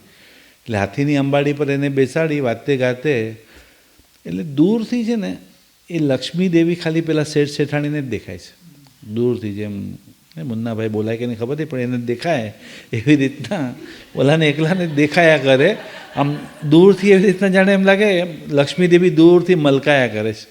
ના પાડતો હતો ને શેઠ નથી બનવું, નથી. જો રાજા બનાવ્યો ને તો કે જો હું જૈન માણસ એ કીડીને ન મારવાવાળો, અને તમે હાથમાં તલવાર પકડાવી દીધી છે, થોડી તલવાર હું કંઈ, તમારું આપેલું રાજ્ય છે, તમારે સંભાળો તો સંભાળો, લક્ષ્મીને કીધું, ને તો હું આ ગામ પણ લૂંટાવી દઉં, જેને જે જોતું એ લઈ જાઓ. તો કીધું ભાઈ એટલું પુણ્ય નહીં કર, આટલું બધું પુણ્ય મારે ક્યાં જવું? પણ કે તારું મંત્રીઓ એને મારવાનો પ્લાન કરે અને આ રાજ્યમાં ધ્યાન ના આપે. આ તો આરામથી બેસેલો હોય. લક્ષ્મીદેવીને રોજ ચિંતા. આમ જે સિંહાસન પર બેઠો હોય નીચેથી સિંહાસન ગાયબ કરી કાઢે, હવામાં બેસેલો બતાવે. એના પથ્થરનો હાથી હોય તો પથ્થરના હાથી પર ચાલતો બતાવે, આમ પાણીની ઉપર ચાલતો બતાવે, અદૃશ્ય કરી નાખે, હવામાં ઉડાડે. રોજ લક્ષ્મીદેવી નવા નવા ચમત્કાર કર્યા કરે. દેવી છે ને, કરી શકે. તો હવે વાતો ફેલાવા માંડી કે આ છે દુબળો પતલો વાણીઓ, પણ આનામાં શક્તિ તો જબરજસ્ત મંત્ર. એટલે થોડુંક ગભરાટ બેસવા માંડે. આની સાથે દુશ્મની લેવાય નહીં, આ દેખાડતો નથી પણ આનામાં. એટલે જે દુશ્મનો હતા ને એ પણ શરણમાં આવવા માંડ્યા. અને જેટલું રાજ્ય હતું એ બેઠા એમનેમ જ રાજ્યની મર્યાદા બેઠા એમનેમ જ બધા કંઈ કરવાનું નહીં મેટે જ બધું આવ્યા કરે. શાલીભદ્રને કેમ ઉપરથી. તો આમ લક્ષ્મી કેવી જોવે? સ્થિર લક્ષ્મી જોવે? સ્થિર કે ચંચળ જોવે લક્ષ્મી? આમ ચંચળ જોવે કે આમ સ્થિર? તો કે મમ્મણ શેઠ પાસે સ્થિર લક્ષ્મી હતી. મમ્મણ શેઠ પાસે કરોડો રૂપિયા હતા પણ સ્થિર હતા. અને શાલીભદ્ર પાસે ચંચળ, આવે ને ત્યાગ, આવે ને ત્યાગ, આવે વાપરે અને પછી ત્યાગ, આવે ને ત્યાગ, અને આવ્યા જ કરે ભાઈ, રોજે રોજની 99 પેટી ઉતર્યા જ કરે. મમ્મણ શેઠને તો આમ એની પાસેની જે લક્ષ્મી છે કોઈ માંગી ન જાય ને એના માટે જૂનું પુરાણું બિલ્ડિંગ રાખી અને એની અંદર એવા ગરીબની જેમ રહે પોતે, અને 2 સોનાના બળદ બનાવ્યા, આખા 2 મોટા સોનાના બળદ નીચે ભોયરામાં, અને એના પર મોટા મોટા સ્ટોન રત્ન લગાડ્યા. એટલે બધા પૈસા ખબર જ ન પડે આની પાસે આટલા રૂપિયા, કરોડો રૂપિયા. શાલીભદ્ર જેટલો જ પૈસાદાર. મોટા 2 સોનાના બળદ, નક્કર બળદ, અને એના પર મોટા મોટા રત્ન. 2 ટાઈમ ખાલી સસ્તામાં સસ્તું તેલ અને ચોળા જ ખાવાનું. એ ચોળાનું શાક આમ તેલમાં બોળીને ખાય, બસ પૈસા. હવે એક શિંગડા જેટલા રત્નો ઓછા પડ્યા, શિંગડા જેટલા રત્નો ઓછા પડ્યા. તો કે આ ક્યાંથી લાવો હવે? તો કે હવે 2 ટાઈમને બદલે 1 ટાઈમ ખાવું પડશે, તો જ કંઈક પૈસા બચશે. તો રત્ન બોલ, હવે આટલે 1 ટાઈમ ખાય, આખું ધોતિયું ફાટી જાય તો સાંધવા માટે સોયનો ખર્ચો ન કરે, આખા ધોતિયામાં ગાંઠ બાંધી અને આમ ધોતિયાની અંદર ગાંઠ બાંધીને ફર્યા કરે. બોલો, એકદમ હાઈ પૈસો આખી જિંદગી કરે છે અને ભોગવે જ નહીં, અને ભોગવવા પણ. તો એક વખત વળી કોઈકે કીધું કે તમે આવ્યા છો તો રાખો 2 દિવસ પછી રવિવાર આપણે જમવાનું રાખો આપણા ઘરે. પેલો હા, મને જમવા બોલાવ્યો. મને જમવા તો 2-3 દિવસ સુધી પોતાના ઘરે જમતો જ નથી. મેં તો બરાબર ભૂખ લાગે છે, બરાબર એના ઘરે જમવા બોલાય ને મજબૂત ખાવાનું, એકદમ સરસ, એના પૈસે ખાવાનું, આપણા પૈસે તેલને ચોળા, અને એના ઘરે તો માલ મિષ્ટાન ખવડાવશે જ. પેલો મનમાં વિચાર કે મને સારું ખવડાવવામાં વાંધો નથી ને, આપણે તો ક્યાં અતિથિ ને આપણા ઘરે મહેમાન ક્યાંથી, આપણે તો સારું ખવડાવ. પણ આમ રોજ તેલને ચોળા ખાય છે, અને જો કાંઈક ખાધું લાપસી બાપસી શીરો તો માંદો પડ્યો તો નામ આપણું તમારા ઘરે જમે ત્યારથી જ માંદા પડે. એટલે એના માટે તેલને ચોળા જ તેલને ચોળા જ બનાવી રાખે છે. શાલીભદ્રએ પણ ગયા ભાવમાં ખીર ઓરાવી હતી, ગરીબ હતો, 1 વટકી ખીર હતી, મહારાજ સાહેબને ઓરાવી. મમ્મણ શેઠ પણ ગયા ભાવમાં ગરીબ હતો, એણે પણ મહારાજ સાહેબને આખો લાડવો ઓરાવ્યો. એટલે બંને ચેરિટી 100% કરી. પણ મમ્મણ શેઠે લાડવો ઓરાવ્યા પછી એ વ્યક્તિએ બાજુવાળા એના ભાવ બગાડ્યા. બેટા તે લાડવો ખાધો? તો કે ના, મેં તો મહારાજ સાહેબને ઓરાવ્યો. તારામાં બુદ્ધિ, આવો ગરીબના ઘરે આવો લાડવો જોવા મળે કોઈ દિવસ? અને મહારાજ સાહેબને ક્યાં લાડવા ન હોય, તો આમે મિક્સ કરીને ખાવાના છે, અને જેના ઘરની પ્રભાવના હતી એના ઘરે ઓરવા જાય. આપણા ઘરે તો આવો લાડવો જોવાય ન મળે. પ્રભાવનામાં કેટલો સરસ લાડવો, આ તે. એટલે પહેલાં થાય આટલો સારો હશે લાડવો? એટલે 1-2 કણ પડ્યા હશે, આમ ચાખ્યા, આટલો ફાઇન લાડવો ક્યાં ઉતાળમાં ઓરાવી. હજી ઉપાસે પહોંચ્યા નહીં હોય મારા સાહેબ, દોડતા તો મારા સાહેબ લાડવો પાછો, મારો લાડવો. મારા સાહેબ કે ધર્મલાભ, મને કંઈ ધર્મલાભ નથી ખબર, મને મારો લાડવો પાછો આપી દો તમે. હવે મારા સાહેબ વિચાર કે ગુરુ મારા સાહેબ વાપરે, માંદા પડે, દોષ મને લાગે, ખોટી તબિયત, ગરીબને તો અપાય નહીં અમારે, એટલે હવે શું કરું? તો પેલો કે મને પેટમાં દુખશે, નજર લાગશે, મરી જશો તમે નહીં આપો. તો એટલું બધું બોલે કે કદાચ, પણ ખાડો ખોદીને જમીનમાં લાડવો પલટાવી દીધો. આપ્યો 100%, એટલે પૈસો અઢળક મળ્યો, પણ ખાવા ન દીધો, એટલે પોતે ખાઈ ન શક્યો. અને આખી જિંદગી હાય પૈસા કરીને અત્યારે 7 રાજલોક નીચે, 7મી નરકમાં 33 સાગરોપમ માટે છે અત્યારના. અને શાલીભદ્રએ 1 વાટકી ખીર ઓરાવી અને મનમાં વિચારે કે આમ તો રોજ સૂકા રોટલા જ હોય છે મારા ઘરે, આજે પહેલી વાર બનેલી ખીર જો મારા સાહેબને ઓરાવીશ તો હું ખાઈશ તો મારું જ કલ્યાણ, મારા સાહેબ કેટલાનું કલ્યાણ કરશે. અને વોરાવ્યા પછી પણ એટલી બધી અનુમોદના કરે છે, સારા કામની અનુમોદના, કે ત્યાંથી બીજા ભાવમાં 99 પેટી ઉતર્યા જ કરે. એટલું બધું પુણ્ય બાંધ્યો. એટલે એની લક્ષ્મી ચંચળ આવ્યા કરે ને જયા કરે, આવે ને સારા કામો થયા જ કરે. અને મમ્મણ શેઠની અત્યારે શાલીભદ્ર કેમ મોક્ષમાં ન ગયા? શાલીભદ્ર મોક્ષમાં ન ગયા, સૌથી છેલ્લા દેવલોકમાં કેમ છે શાલીભદ્ર? કારણ કે દીક્ષા લઈને માસક શ્રમણના પારણે માસક શ્રમણ કરીને પાપ કર્મ પૂરા કરી નાખ્યા, પણ પુણ્ય બાકી રહી ગયું ને હજી. અને અત્યારે 33 સાગરોપમ માટે ભોગવી અને પછી દીક્ષા લઈને મોક્ષમાં. એટલે નજર સામે જ છે, જે બંધ કરતાં અનુબંધ વધારે મહત્ત્વનો છે. ક્રિયા કરતાં એના પછીનો ભાવ, એ કરતી વખતે ભાવ ને એકદમ કરતી વખતે જે ભાવ વગેરે જે છે. તો આમ સૌથી ઉદાર માણસ કોણ દુનિયામાં? સૌથી ઉદાર માણસ આમ સંઘમાં નહીં, આમ દુનિયામાં પૂછે સૌથી ઉદાર માણસ કોણ? તો કે કંજૂસ માણસ. કંજૂસ સૌથી ઉદાર કહેવાય. કારણ કે કંજૂસ માણસ પોતે પણ ન ખાય અને બીજાને પણ ખાવા ના દે, અને પાછળના માટે એટલું મૂકીને જાય કે આપણે લાગે ચેરિટી તો આમ વારસદાર તો કંઈ કંજૂસ ના જ થાય, માટે પોતે ખાય નહીં, બીજાને ખાવા દે નહીં, અને પાછળના તો જે જલસા પડે કંઈ કમાવાનો જ નહીં બેઠા બેઠા. એટલે કંઈ મતલબ જ નહીં. જવાના 3 જ માર્ગ છે ને, દાન, ભોગ અને નાશ, અને આવવાનો એક જ માર્ગ છે, દાન. બોલો, તો જરા આપણે લાઈનસર બધું ફટાફટ સબ્જેક્ટમાં કઈ રીતના ચાલુ કરશું. આજનો વિષય ભગવાનની માતાને આ 14 સ્વપ્ન વગેરે જે બધું આવે, તો કલ્પસૂત્રથી આપણે શરૂઆત કરીએ. કલ્પસૂત્ર એટલે ભગવાન પધરાવો કે કલ્પસૂત્ર પધરાવો બંને સરખું જ કહેવાય, કે આ કલ્પ એ પણ ભગવાનનું જ જીવન ચરિત્ર છે આની અંદર. તો એ જે કલ્પસૂત્રની જે પૂજા એટલે જ્ઞાનની પૂજા, કેમ તો કે જ્ઞાનાવરણીય કર્મ જ એટલા બધા બંધાય છે ને, એનાથી દરેક વ્યક્તિમાં મતભેદ રહ્યા કરે છે ને. મતભેદ, ડિફરન્સ ઓફ ઓપિનિયન આવ્યા જ કરે. આમ થોડાક વર્ષો પછી આપણે સમજાવીએ, સમજે જ નહીં, અને કાં તો આપણે એને સમજાવવું ન ફાવે. એ જે ડિફરન્સ ઓફ ઓપિનિયન જ્ઞાનાવરણીય કર્મ તૂટે તો જ આવે, મતભેદ રહ્યા જ કરે. એના માટે કરીને અમને ઇન્ડિયામાં મારા સાહેબે પૂછેલું કે દાદાને પોતરો કેમ બહુ ગમે. દાદા હોય એને પોતો બહુ ગમે. આમ પુત્ર પોતાના દીકરા કરતાં પણ એનો દીકરો બહુ. તો મેં કીધું સાહેબ મૂડીનું વ્યાજ તો બધાને ને ગમે સાહેબ, મૂડી કરતાં વ્યાજ ને કે કાંઈ નહીં, મૂડીનું વ્યાજ બાદ કંઈ ન હોય ને, તો કોણ કેમ તો પોતરો ગમે. એવો ખબર નહીં ભયંકર જવાબ કહેવાય. મને કે બંનેનો દુશ્મન એક છે ને. નહીં, બંનેનો દુશ્મન.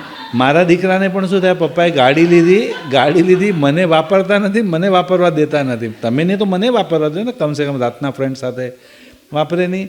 અને મારા મમ્મી પપ્પાને પણ થાય, મોટો થયા પછી સાંભળતો જ નથી. વ્યવહારમાં જવો તો જાય, ન જવો તો ન જાય. એટલે ન એ મને કહી શકે, ન એ મને કહી શકે. એટલે દુશ્મન કા દુશ્મન દોસ્ત એમ બંને એક જ થઈ જાય બંને જણા. તો જ્ઞાનાવરણીય કર્મ પણ થાળીમાં પૈસા રાખી અને કલ્પસૂત્રની પૂજા કરજો. ડોલરની પૂજા નહીં કરતા. આમ ડોલર મૂકી ભાઈ ડોલર પર પૂજા કરશો એવું નહીં કરતા. થાળીમાં પૈસા સાઈડમાં, જરૂર પડે તો થાળી અલગ રાખશું ડોલર માટે આપણે. અને કલ્પસૂત્રની પૂજા, જ્ઞાનની પૂજા. જ્ઞાનાવરણીય કર્મથી તોતડા મોંઘા બોબડા થવાય. જ્ઞાનાવરણીય કર્મથી પેરાલિસિસ થાય. જ્ઞાનાવરણીય કર્મથી પાર્કિન્સન્સ થાય, અલ્ઝાઇમર થાય, પરિવારમાં મતભેદ પડે, યાદશક્તિ ઓછી થાય, રોંગ ડિસિઝન લેવાઈ જાય ક્યારેક જ્ઞાનાવરણીય કર્મના કારણે. એવા દરેક કર્મનો અલગ ડિપાર્ટમેન્ટ. તો વર્ષની શરૂઆત જ કેમ જ્ઞાન પાચમથી જ થાય. પેલું જ્ઞાન પાચમ, પછી મૌન એકાદશી, પછી પોષી દસમ. કારણ કે જૈન ધર્મના પર્વ જે છે એ લોકોત્તર પર્વ છે. અન્ય ધર્મના પર્વ છે એ લૌકિક પર્વ છે ને. લૌકિક એટલે લોકોને નજર સામે રાખીને બનાવેલા છે. આપણા લોકોત્તર થોડું તમે આ પર્યુષણ આવે તો કેવું બધું છોડીને તો જ અંદર જવાય ને. જ્ઞાનની આરાધના માટે જ્ઞાન પાચમ, દર્શનની આરાધના માટે મૌન એકાદશી, ચારિત્રની આરાધના માટે પોષી દસમ, સમકિતની આરાધના માટે આંબિલની હોળી, ક્ષમાપનાની આરાધના માટે પર્યુષણ પર્વ. એટલે આપણામાં ગુણોની આરાધના, શક્તિની આરાધના નથી. તો વર્ષની શરૂઆત જ તો જેમ સમજો આપણે આમ લાઇટ ચાલુ કરીએ, બરાબર. લાઇટ જેમ આરતીની અંદર આપણે જો દીવો પ્રગટાવ્યો, દીપક એટલે જ્ઞાનનું પ્રતીક, અને જ્ઞાન પણ 5 છે એટલે 5 દીવાની આરતી રાખી. તમે લાઇટ ચાલુ કરો કે દીવો ચાલુ કરો એટલે તમને એક ભીત ઉપર મોટો ડાઘ દેખાય. ભીત ઉપર મોટો ડાઘ દેખાય. અરે બાપરે, આટલો મોટો ડાઘ ક્યાંથી પડી ગયો તેલનો, બરાબર. હવે એ તમે લાઇટ ચાલુ કરો, ભીતનો ડાઘ દેખાય, પણ લાઇટ ચાલુ કરતી એ ડાઘ જતો રહે ખરો? લાઇટ ચાલુ તો ડાઘ જતો રહે? તો કે એ તો કાઢવો પડે. ડાઘ તો કંઈ જ ના. એમ જ્ઞાન ભણવાથી આપણને આપણા દોષ દેખાય. જ્ઞાન ભણો એટલે આપણા દોષ આપણને દેખાય. જ્ઞાન ભણવાથી કલ્યાણ નહીં રહે ને. જ્ઞાન ખૂબ આવડતું હોય એનાથી કલ્યાણ નહીં રહે. જ્ઞાન ભણવાથી આપણને આપણા દોષ દેખાય. અને દોષ છે મોહનીય કર્મથી. દોષ કયા કર્મનો ઉદયથી? મોહનીય. એ મોહનીય કર્મ જેના બહુ ભારે હોય ને, ક્રોધ, માન, માયા, લોભ, એ બધું બહુ નડતું હોય એ લોકોને. રાગ, દ્વેષ વગેરે બધા એટલા બધા નડે. લાઇટ ચાલુ કરો એટલે ભીતનો ડાઘ દેખાય. એમ જ્ઞાન ભણો એટલે તમને તમારા દોષ દેખાય. બસ હવે મહેનત એ દોષ કાઢવા માટે કરવાના છે. દેખાયું છે તો હવે વધારે ભણ કરવાથી કંઈ થવાનું નથી ભાઈ. હજી વધારે એમને થોડુંક ભણી અને જે મને મારામાં નેગેટિવિટી દેખાય એ મારામાંથી ઓછી કરવી જોઈએ. તો આ જ્ઞાનની પૂજા વગેરે જે આપણે કરશું, આરતીની પણ 5 દીવા, એ આરતીના દીવાના 5 વ્યવહારિક કારણ પણ જે આપણે કીધા આજે, કે આરતી ઉતારવાથી વ્યવહારમાં શું લાભ થાય? તો કે સૌથી પહેલાં આપણે કીધું ક્રોધ, સંયમ ને. સૌથી પહેલું આપણે કીધું આરતી ઉતારતી સંયમ એટલે મને કોઈ ક્રોધનું નિમિત્ત મળે કે કોઈ માનનું નિમિત્ત મળે. ક્રોધનું નિમિત્ત એટલે વાતે વાતે કોઈ આપણે ઇરિટેટ કર્યા કરે, એવું આમ શાંતિથી કામ કરે નહીં, કરવા દે નહીં ઘણા લોકો. આમ ક્રોધ તમારે નહીં કરવાનો, એ ભલે ક્રોધ કરાવે પણ તમે ખોટા કર્મ તો તમારા બંધાય ને પાછા. શું કહીએ આપણે સજ્જાઈમાં? ક્રોધે ક્રોડ પૂરવ તણું સંયમ ફળ જાય ને. સંયમ ફળ 1 પૂર્વ એટલે 84 lakhs into 84 lakhs equal to 1 પૂર્વ. એવું 1 કરોડ પૂર્વનું ચારિત્ર ધોવાઈ જાય એક વખતના ક્રોધમાં. એને ભૂલ અને આપણી સજા આપવાની ને ક્રોધમાં. એટલે સંયમ ક્રોધનું નિમિત્ત મળે કે માનનું નિમિત્ત મળે ને. માન એટલે કોઈ, માન એટલે શું? તો કે કોઈ વખાણ કરે, આપણે કોઈ વખાણ કરે, કોઈ બહુમાન કરે, આપણે કોઈ સ્ટેજ પર બોલાવે, કોઈ હાર પહેરાવે આપણને, તો લઈ લેવાનું પણ મનથી વિચારવાનું કે ઠીક છે આ બધું અનુકૂળ ઉપસર્ગ આપી રહ્યા છે. અનુકૂળ ઉપસર્ગ એટલે ગમતી તકલીફ, આમ મીઠી ગાળ આપી રહ્યા છે એમથી કે મીઠી ગાળ. એમ જાગૃત તો રહેવું પડે, કારણ કે આ તો બધું ઠીક છે એ લોકોનું કામ છે સાલ ઓઢાડવાનું, તો લઈ લેવાની સાલ, પણ અંદરથી કે મારે કામ કરવું છે, આ નામથી મને કંઈ ફરક નથી પડતો. એટલે ક્રોધનું નિમિત્ત મળે કે માનનું નિમિત્ત મળે ને. ક્રોધમાં આપણે તે દિવસે ઓલા 32 દાંતની આપણે વાત કરીએ કે 64 દાંત તોડી નાખીશ, એવી રીતના અભિમાનમાં પણ આવું જોઈએ. અભિમાનમાં પણ ખાલી ચણો ને વાગે ગણો જે હોય ને, એમ એ અભિમાનની અંદર પણ તો સંયમ. પહેલાં ક્રોધનું નિમિત્ત મળે કે માનનું નિમિત્ત મળે પણ મારે સંયમ રાખવાનું છે. પછી સ્મરણ હતું ને, સંયમ પછી બીજા નંબરનું હતું સ્મરણ. સ્મરણ એટલે મારા જીવનમાં કોનો ઉપકાર છે ને, કોનો આપણે નાનપણથી કેટલા લોકોના ઉપકારથી જીવીએ, સ્મરણ. પછી સેવા, કે આટલા બધાનો મારા પર ઉપકાર છે તો મારે પણ બીજા કોઈને ઉપયોગી થવું જોઈએ, પાછું સેવા. પછી ચોથું સમર્પણ એટલે હું અને મારું ને. કરતાપણું, મારાપણું, અહમ ભાવ જે કહેવાય, કરતાપણું એટલે મેં કર્યું. તમે નિમિત્ત છો, ખાલી તમે નિમિત્ત છો, એના કર્મમાં હતું માટે જ થયું છે. જેમ પેલું એક અમારે આમ સમજો ને વાલકેશ્વરનું એક્ઝામ્પલ આપો તો કેમ્સ કોર્નર આગળથી ગાડી પાસ થાય તો ઓલા 100 રૂપીસની નોટ એક બેગર્સને આપી દે. એટલે પેલો ભિખારી પણ એટલો ખુશ થઈ જાય ને, 100 રૂપિયા એક જ ગાડીમાંથી મળી ગયા, આજની કમાણી થઈ ગઈ, 100 રૂપિયા એને મળે. અને પેલા શેઠ પણ એટલા બધા ખુશ હોય કે આમ ચલો આજનું દાન થઈ ગયું, આપણું આજનું કામ એક સારું કામ થઈ ગયું. એટલે શેઠ પણ ખુશ હોય, પેલો ગરીબ પણ ખુશ હોય. 100 રૂપિયા આપવાનું ચાલુ, રોજ એને ન દેખાય તો હોન તો અહીંયા ઊભો રહે, મને મોડું થાય છે ઓફિસ જવામાં, એને જ આપે, બીજા કોઈને આપે પણ નહીં. 100 રૂપીસનો નોટ એને આપે. હવે એકવાર એ દેખાતો જ નથી, અઠવાડિયાથી 100 રૂપિયા રેડી છે પણ દેખાતો જ નથી. એટલે કે ક્યાં ગયો, વરસાદ બહુ પડ્યો, રોડ પર સૂતો હશે કદાચ મરી કે ખબર ને ક્યાં ગયો, આમ ચિંતા થાય, રોજની આદત હોય ને. પછી એક સન્ડે ત્યાં પાયધુની દેરાસર દર્શન કરવા ગયા હતા, ત્યાં કને એ બેસેલો હતો. તો એની સાથે જઈને વાત કરે, તું અહીંયા બેઠો છે પાયધુની, હું તને રોજ ત્યાં કને કેમ્સ કોર્નર પર ગોતું છું. તો કે શેઠ હમણાં દીકરીના લગ્ન થયા ને, તો કે કેમ્સ કોર્નર જમાઈને આપી દીધું આખું. કેમ્સ કોર્નર આખું જમાઈને આપ્યું, પાયધુની પણ આપણે નવું ચાલુ કર્યું છે હમણાં. બોલો ત્યાં રહેવાવાળાને ખબર નથી ક્યારે વેચી નાખ્યું. હવે આપણે થાય કે એનું છે કે આપી દીધું એમ બોલે છે. એમ તમે કહો કે મેં તમારું કયું છે આમાં, પણ આ દુનિયાનું હતું. અને હવે કોઈ બેંકનો મેનેજર દુઃખી થાય, બોલો આજે મારે 10 કરોડની લોન આપવી પડે, પણ તારે શું ચિંતા જ ભાઈ, અહીંયાના છે ને અહીંયા આપવાના, તારે ખાલી પાસ કરવાના. એમ આટલું કરતાપણું તો નહીં રાખો ને, મેં મારા છોકરાને ભણાવી ગણાવીને મોટા કર્યા, તમે નિમિત્ત છો, ખાલી એના કર્મ લઈને જ આવે છે. કરતાપણું અને મારાપણું, મેં મારા પૈસા તમારા હોય તો આગલા ભાવમાં સાથે લઈ જાઓ. મને આખું કેમ્સ કરવા મારું તો આપણે કે એનું છે કે આપી દીધું એમ. તમે કહો કે મારા પૈસા કરો તો મારા પૈસા કયા કાઢવું તો પડશે ને. સમજો કે સમર્પણનો અર્થ હું અને મારું, 2 શબ્દ તો બોલવાના જ નહીં ને ક્યારે. અને છેલ્લે શરણાગતિ એટલે દુઃખ હોય, પહેલાં તો દુઃખ જ ન લાગવું જોઈએ, પણ કદાચ જો દુઃખ લાગતું હોય તો ભગવાન સિવાય કોઈને ના કહેવાય. ભગવાન સિવાય દ્રૌપદીના જ્યારે વસ્ત્રહરણ થતા હતા, બધાના વચ્ચે સાડી ખેંચવામાં આવતી હતી, કૌરવોને પગે લાગે, પાંડવોને પગે લાગે, ગામના વડીલોને પગે લાગે, કોઈક મને બચાવો, કોઈ નહીં. હવે દ્રૌપદી મનમાં વિચારા છેલ્લું વસ્ત્ર છે, જો આ વસ્ત્ર પણ ગયું તો હવે તો બધાના વચ્ચે આબરૂનો સવાલ છે. અને બસ હવે તો ભગવાન જ એમ કૃષ્ણ શરણમ મમ ને કૃષ્ણ શરણમાં હે ભગવાન મને હવે તારું શરણું છે, અને ઉપરથી વસ્ત્ર આવવાના ચાલુ થયા. પેલા થાકી જાય ત્યાં સુધી વસ્ત્ર આવ્યા કરે છે. અને કોઈ પણ વસ્તુ ફ્રીમાં તો હોય તે એનું ઋણ હોય ને. આગળ ઓલું જ્યારે સુદર્શન ચક્ર આવ્યું ત્યારે આંગળી કપાઈ ગઈ, ત્યારે જે પહેરેલી સાડી બાડી હશે આમ નલ્લી વલ્લી કાંઈ, એટલે આમ કોઈ ઓલું કંઈ ફાટેલું ઓલું ચિંદી વિંદી તો ગોતવા નહીં બેઠા હોય કે કંઈક મસોતું ગોતું કે કંઈ. એટલે જે પહેરેલી સાડી હશે ફાડી અને એમ બાંધે છે. એટલે કૃષ્ણ કેમ મલકાયા કરે, કે ધાગે ધાગાનું ઋણ ચૂકવવું પડશે, લઈને બેસાતું નથી, બધું રિટર્ન આપવું પડશે. તો એ જે તાકાના તાકા ઉપરથી આવે છે, પછી જ્યારે બધું શાંત થયું ને ત્યારે પૂછે છે કૃષ્ણને, તમે કે મને રહી રહીને વસ્ત્ર આપ્યા, હું તમારી આટલી પરમ ભક્ત, તો કે મેં કે તને રહી રહીને વસ્ત્ર આપ્યા કે તે રહી રહીને મદદ માંગી મારી પાસે? મારો હાથ તો તૈયાર જ હતો, તે મારો હાથ તને બહુ કરતાપણું હતું ને, મારા જાતે કરીશ કર, તો કંઈ ન કર્યો. એટલે કરતાપણું અને મારાપણું ને શરણાગતિ, હવે એમને સોંપવા માટે પણ છે ને, એમને સોંપવા માટે પણ એમને પોતાના માનવા પડે ને જીવતા માનવા પડે. ભગવાનને તમે જીવતા માનો તો જ સોંપી શકો. આપણામાં વાતો કરવાની છૂટ છે ને ભગવાન સાથે, કે ન વાત કરે, લોકો સાથે વાત ન કરે, નીસી બોલીને, પણ ભગવાન સાથે તો વાત કરાય ને. જાણો છતાં પણ કહી અને આ હૃદય હું ખાલી કરું, તો હજી ખાલી તો કરાય. મન ભરાઈ ગયું તો ભગવાનને તો કહેવાય.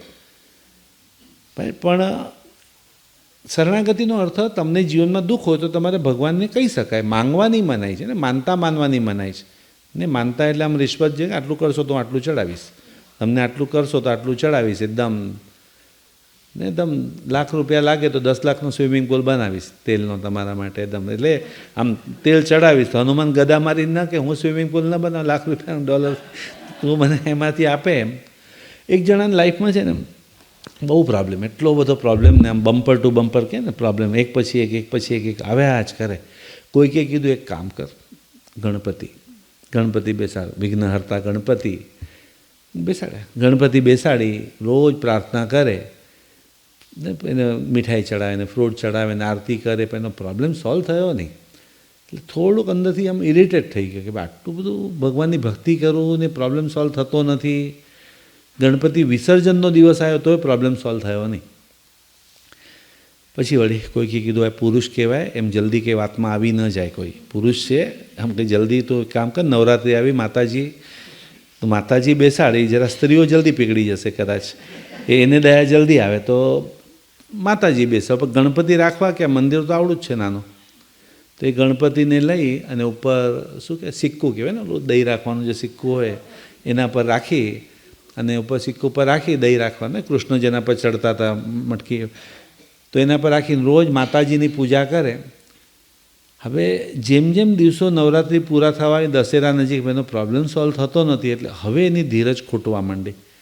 એટલે આમ ધીરજ ખૂટે એટલે આમ હવે પ્રોબ્લેમ સોલ્વ થાય ને, રોજ આટલી ભક્તિ કરે એટલે આમ બધો એટલો ગુસ્સો આવે ને એના પર. પણ માતાજીને તો ગુસ્સો કરાય નહીં, કારણ કે એ તો છેલ્લા દિવસ સુધી અપેક્ષા હોય કે ચમત્કાર થશે. પણ ગુસ્સો આવે એટલે બધો ગુસ્સો ગણપતિ ઉપર કાઢે છે. તમને લોકોને તો મજા છે, આખી જિંદગી અમારે તમારી પૂજા કર્યા કરવાની, બસ તમારી પૂજા તો અમારે તમારું ધ્યાન રાખવાનું, તમારે અમારું ધ્યાન નહીં રાખવાનું. અમે તમારું ધ્યાન રાખીએ, તમે અમારું ધ્યાન નહીં. એટલે આ ફળ નૈવેદ્ય છે ને, આમાં તો એક ટુકડો તમને મળવાનો નથી. ફળ નૈવેદ્યનો તો તમે ઉપરથી જોયા કરો, એક ટુકડો તમને મળવાનો નથી. આ બધું માતાજી માટે છે. બાકી ઉપર બેઠા બેઠા મફતનું ચોખ્ખા ઘીનો દીવો અને ધૂપની સુગંધ લીધા કરવી હોય તો લો, બેઠા બેઠા સુગંધ લેવી હોય તો લો, પણ બાકી ફળ નૈવેદ્યનો એક ટુકડો તમને મળવાનો નથી. એટલો આમ અકળાઈ ગયો ને, અને બીજે દિવસે પ્રોબ્લેમ સોલ્વ થઈ ગયો. તો પેલો કે આ તો નાના બચ્ચા જે આમ ડોઝ આપે ને કામ થઈ જાય ને, આમ મનાવે તો આમ ધાડ કરીને ખબર ના પડી. એટલે ગુરુને પૂછ્યું આનું કારણ, તો કે તે ગુસ્સામાં શું કીધું ગઈકાલે? ગુસ્સામાં તમે બેઠા બેઠા મફતનું ધૂપ અને દીપક સૂંઘો હોય તો સૂંઘો, પણ તો કે તારો ધૂપ અને દીપક ભગવાન સૂંઘે છે એવું તે ક્યારે વિચાર્યું? જ્યારે તે એમને જીવતા માન્યા ત્યારે. અત્યાર સુધી ક્યારે તે ભગવાનને જીવતા જ માન્યા નહોતા ને. ધ્યાન ઘટા પ્રગટાવ્યો વામને જો મિચ્છ દુર્ગા પ્રગટ્યા ઓમ દ્રવ્ય. એટલે કોઈ દિવસ ભગવાનને જીવતા માન્યા જ નહોતા. એટલે ખાલી ક્રિયા કરતો પણ જીવતા માન્યા નહોતા. આજે તે જીવતા માન્યા, તરત જ તારો પ્રોબ્લેમ સોલ્વ થઈ ગયો. એટલે ભગવાનને મૂર્તિ નહીં માનવાની, નહીં ને ગુરુને વ્યક્તિ નહીં માનવાના, અને મંત્રને શબ્દ નહીં માનવાના. દેરાસરમાં ભગવાન છે એ ભગવાન છે કે મૂર્તિ છે? ને નાસ્તિકને પથ્થર, આસ્તિકને મૂર્તિ અને ધાર્મિકને ભગવાન દેખાય. નાસ્તિક હોય ને તો પથ્થર જ દેખાય, માર્બલનો ટુકડો જ.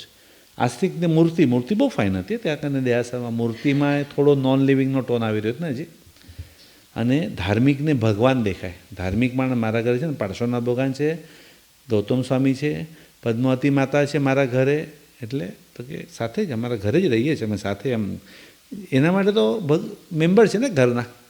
એટલે નાસ્તિકને પથ્થર, આસ્તિકને મૂર્તિ અને ધાર્મિકને ભગવાન. એટલે ભગવાનને મૂર્તિ નહીં માનવાની, ભગવાન જ માનવાના ને. આપણા મમ્મી પપ્પાના વડીલોનો ફોટો હોય તો આપણા માટે તો વડીલ જ છે ને. આપણે એમ નથી તો એને નાસ્તિકને પથ્થર, આસ્તિકને મૂર્તિ, અચ્છા ભગવાનને મૂર્તિ નહીં માનવાની. એમ ગુરુ મહારાજ સાહેબને વ્યક્તિ મને, આપણા જેવા મહારાજ સાહેબ પણ માણસ જ છે ને ભાઈ. નોકાર મંત્રમાં નામ આવે છે એમનું ને, નમોલો એ સૌ સાહુણમ. ભવિષ્યમાં આપણું નામ આવશે એવું લાગે. માસક શ્રમણના પારણે માસક શ્રમણ કરીએ તો નમો શ્રાવકાણામ, નમો એ પણ નહીં, નમોલે સૌ સાવણમાં જ રહેશે લાસ્ટ. એટલે આપણું નામ આવશે જ નહીં નોકાર મંત્રમાં. એટલે ગુરુને તમે વ્યક્તિ નહીં માનો, આપણા જેવા જ માણસ છે. કેટલું ટફ છે કે સાધુપણું કંઈ સહેલું થોડી કે. એટલે ગુરુને વ્યક્તિ નહીં માનવાના અને મંત્ર અને શબ્દ નહીં માનવાના. જે મંત્ર તમે ગણતા હો એમાં પાવર છે જ. પછી એ નોકાર મંત્ર હોય કે ઉવસગ્રામ હોય કે ભક્તામાં, જે પણ ગણો એમાં શક્તિ હોય જ. મંત્ર અને શબ્દ નહીં માનવાના.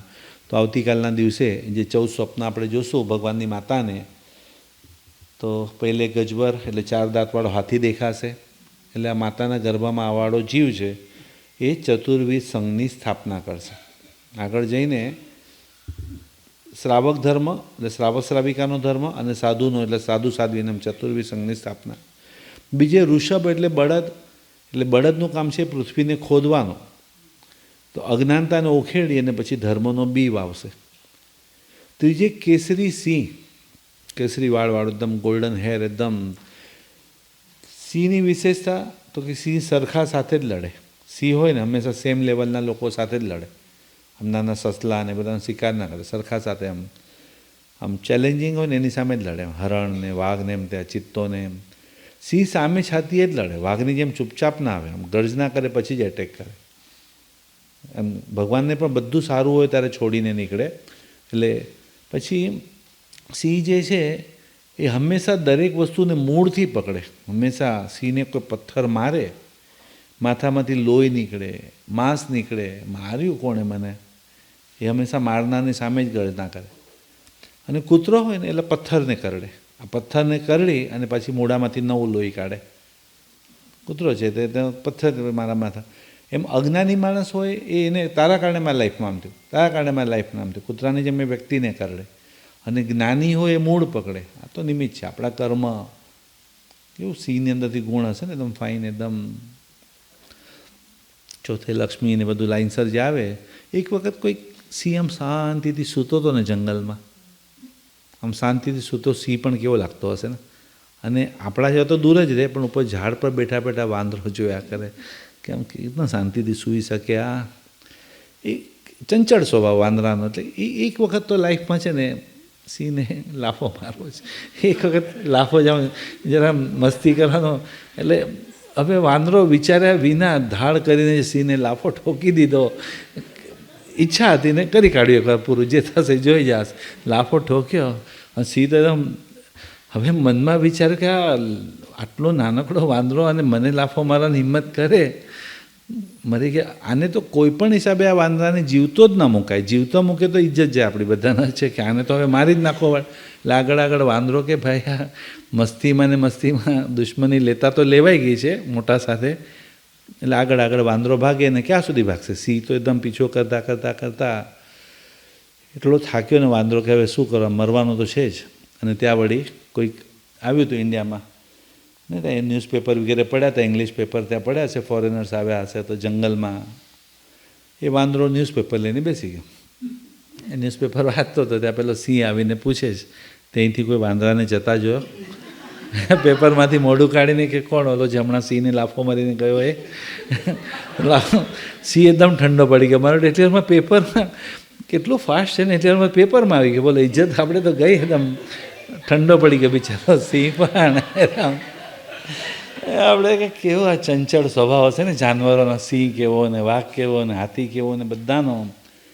કાલે જ કરશું આપણે વર્ણન સરસ સાંજના ને. લક્ષ્મી એટલે કઈ લક્ષ્મી, પુષ્પની માળા એટલે કઈ, ને સૂર્ય કેમ, ચંદ્ર કેમ, બધા 14 સ્વપ્નનું શું વર્ણન થાય છે, એટલે એ વિશે કાલ પર રાખીએ. તમારા પ્રશ્ન લઈ લઈએ આપણે. કોઈને કંઈ પ્રશ્ન હોય તો જીવતા જ માનવાના, ભગવાનને જીવતા જ માનવાના કે નહીં મને જીવતા. એક અમેરિકાથી આવેલી છોકરી છે ને, ઇન્ડિયામાં અમેરિકાથી આવી છોકરી દર્શન કરવા માટે આંટી સાથે ગઈ, અને આંટી સાથે જઈ અને અમારા ઇન્ડિયામાં તો શું આમ ટેપ રેકોર્ડ બોલે છે કે પેલા વડીલ બોલે છે ખબર ના પડે, બધું સેમ રટ્ટો મારેલો હોય. સકલ કુચલો પુષ્કર આભાર તમે કહો દે તમે આ આવ્યો સરણે તમારે રોજનું એક. આ તો વિતરાગ છે એટલે બેઠા છે, બાકી રાગવાળા તો પાકી ગયા. એકને એક આવ્યો સરણે તો પરા વિતરાગ છે ને ભગવાન પ્રૂફ છે દમ એકને એક. એટલે પેલી છોકરીને તો કંઈ આવડતું નથી કે આપણે તો કંઈ ભણે કેમ નથી લગભગ આમ રોજનું આમ પહેલેથી છેલ્લે સુધી એક જ જેવું હોય, એક જ વસ્તુ, એમાં કોઈ ચેન્જ પણ ન હોય. પેલી છોકરી તો કંઈ આવડતું નહોતું એટલે આંખો બંધ કરીને જે પ્રાર્થના કરવાની હતી એ કરી અને બહારે આવીને બેઠી છે. આંટી બહાર આવીને પૂછે બેટા કઈ સ્તુતિ કઈ બોલી તે ભગવાનની સામે કઈ? તો કે વોટ સ્તુતિ એટલે સ્તુતિ આઈ ડોન્ટ નો સ્તુતિ કોને કહેવાય? તો સ્તુતિ નહીં બોલી. તો તું નોકાર મંત્ર બોલી હોઈશ.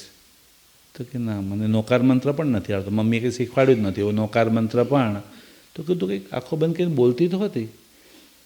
તો હા એ તો ભગવાનની સામે હું 11 વખત ABCD બોલી આવી, કે મને આ ABCD A to Z સુધી હું 11 વાર બોલી આવી. તો કે કેમ ABCD? તો કે મેં કહી દીધું તમને જેવી જોતી આમાંથી બનાવી લેજો, જેવી જોતી આમાંથી બનાવી લેજો. હવે આપણે ને કે આપણી ગોખીની સ્તુતિ કરતાં એને ABCDમાં તાકાત વધારે જ. બોલો, એને ખબર છે મારી સ્તુતિ ભગવાન સાંભળે છે, અને આપણને કે લાગે ને સાંભળે તો ચેન્જ થાય જ. બટ આ તો ઠીક છે, ગાવાનું એટલે ગાવાનું જઈને ભક્તા મારા પ્રણતમાવલી મણી. એટલે આ ગળાથી કંઈ નહીં થાય ભાઈ, આ બોલવાથી નહીં. ગળાથી આવી રીતના તમે જીવતા માનો ભગવાનને ને, જીવતા સાક્ષાત માનવાના છે એકદમ. આમ ઠંડીના દિવસોમાં નોર્મલી કેવું કેસર હોય, ગરમીમાં કેવું હોય બધું. એટલા માટે વૈષ્ણવની ભક્તિ, મુસલમાનની શ્રદ્ધા અને જૈનોની દયા. વૈષ્ણવની ભક્તિ, વૈષ્ણવ લોકો એકદમ જીવતા માને ભગવાનને. ભગવાનનો જમાડવાનો ટાઈમ, ભગવાનનો સુવાડવાનો ટાઈમ, આ સિઝનમાં આ કરવા જીવતા માને, એકદમ જીવતા. આમ એક જણે મંદિરમાં થોડી જગ્યા રાખી, મેં કેમ તો કે શ્વાસ ગુંગળાઈ ન જાય, એટલા જીવતા માને ભગવાનને. જીવતા સારી વાત છે ને, જીવતા તો માનવા ને એમાં ખોટું શું છે? એ ખાલી ઓલું ઈમેલ કરે ને છોકરો અમેરિકાથી ઇન્ડિયા, ઈમેલ જડ વસ્તુ છે, તો એ વાંચતા આંખમાં આંસુ આવી જાય. આમ દીકરો આવે ને એવું લાગે ઘણી વાર, અરે પત્ર આવ્યો. હાજી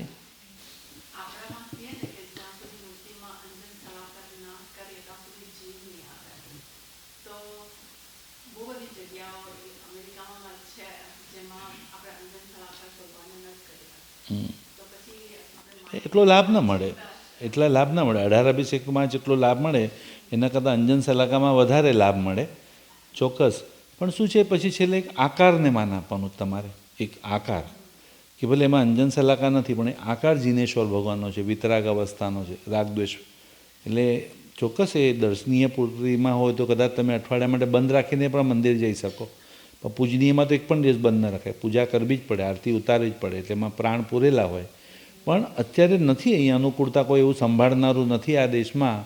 તો એ ખાલી ભગવાન પણ જે પધરાવી આપણે, તો જેને બાધા છે એ લોકોને ન ચાલે. જો રોજ પૂજા કરવાની બાધા હોય એને આ દર્શનીય ન ચાલે, એને પૂજનીય જ જોવે કમ્પલસરી.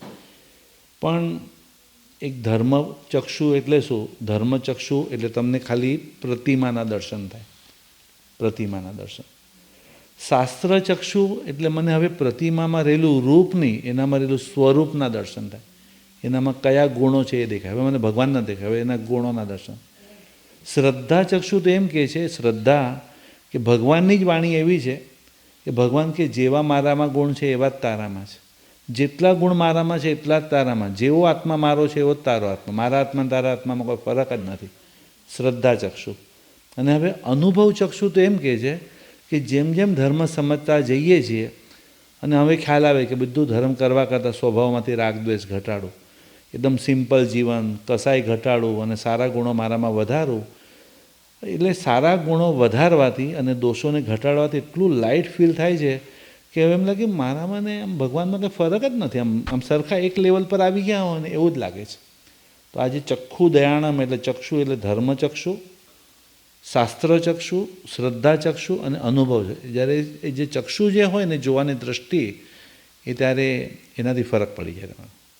પૂજનીય પ્રતિમા જેટલો લાભ ન જ મળે, પણ અત્યારે તો મારે આકારને માન આપવાનું છે અને મારે ગુણોની પૂજા હતી ને શું હતું આપણે બોલ્યા હતા, અંગૂઠામાં પૂજા કરતાં શું માંગવાનું હતું? સમતા. ઘૂંટણમાં વીરતા, હાથમાં ઉદારતા, ખભામાં નમ્રતા, શિખામાં પૂર્ણતા, લલાટમાં તેજસ્વીતા, કંઠમાં મધુરતા, હૃદયમાં નિર્લેપતા અને નાભીમાં ગંભીરતા. તો છેલ્લે તા કેમ આવે? છેલ્લે તા તો કે ભગવાન તાત એટલે પિતા ને, તાત એટલે પિતા. ભગવાન આપણા પરમ પિતા પરમેશ્વર છે બધાના. તો તાત પાસે કયા તા માંગવાના? તો કે સમતા, વીરતા, ઉદાર. એટલે ગુણોની પૂજા છે, ભગવાનની પૂજા નથી. ભગવાનમાં રહેલા ગુણોની પૂજા છે. કારણ કે વ્યક્તિને છે ને વ્યક્તિ જ માનશે. વ્યક્તિ હોય, મહાવીર સ્વામીને જૈન લોકો જ માને, બીજાના ધર્મ કેમ માને? વ્યક્તિને વ્યક્તિ જ માને, પણ તત્વને આખું વિશ્વ માનશે. ને તત્વ જે છે, જે એલિમેન્ટ છે મૂળ, એને આખું વિશ્વ માનશે. અને વ્યક્તિ કોઈ શાશ્વત નથી. વ્યક્તિ કોઈ એવરી ટાઈમ નવા આવશે, પણ તત્વ શાશ્વતું છે. એટલે આપણે વ્યક્તિને નથી પકડવાનું, આપણે તત્વ પકડવાનું, એમાં રહેલું તત્વ આપણે પકડવાનું છે. બોલો બોલો કે પ્રશ્ન? હાજી હા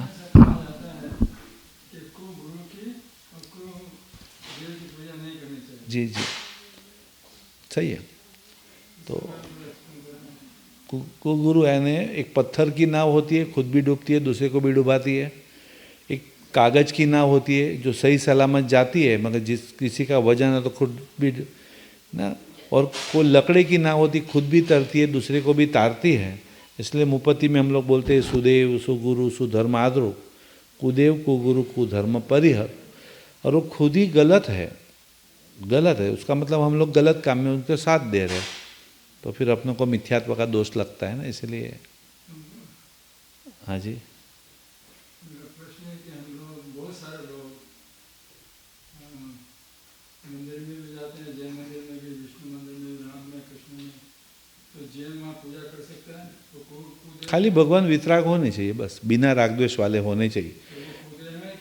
कुदेव नहीं, राग द्वेष बिना. जो भगवान वरदान भी दे, जो भगवान श्राप भी दे, वो भगवान नहीं है.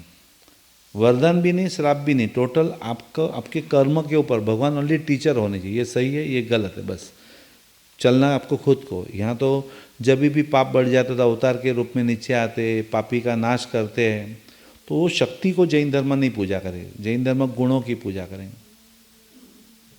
गुणों की पूजा. तो ये जो चमत्कार वाली जो बातें हैं, शक्ति वाली जो बातें हैं, वो जैनिज्म में अलाउड नहीं है अपने में, इसीलिए. बराबर. हाँ नहीं, दूसरे धर्म में अभी मैं कई धर्म की क्रिटिसाइज की. फॉर एग्जाम्पल कई लोग जाते हैं हिंदू टेम्पल में, जाते हैं तो शंकर जी को दूध चढ़ाते हैं, प्रसाद बांटते हैं. अज्ञानता है ना, अज्ञानता, इसीलिए. ज्ञान नहीं है ना, इसीलिए. अगर ज्ञान होता तो ये सब जगह जाने की ज़रूरत ही नहीं पड़ती. नहीं, जाने की ज़रूरत ही नहीं पड़ती, इसीलिए कोई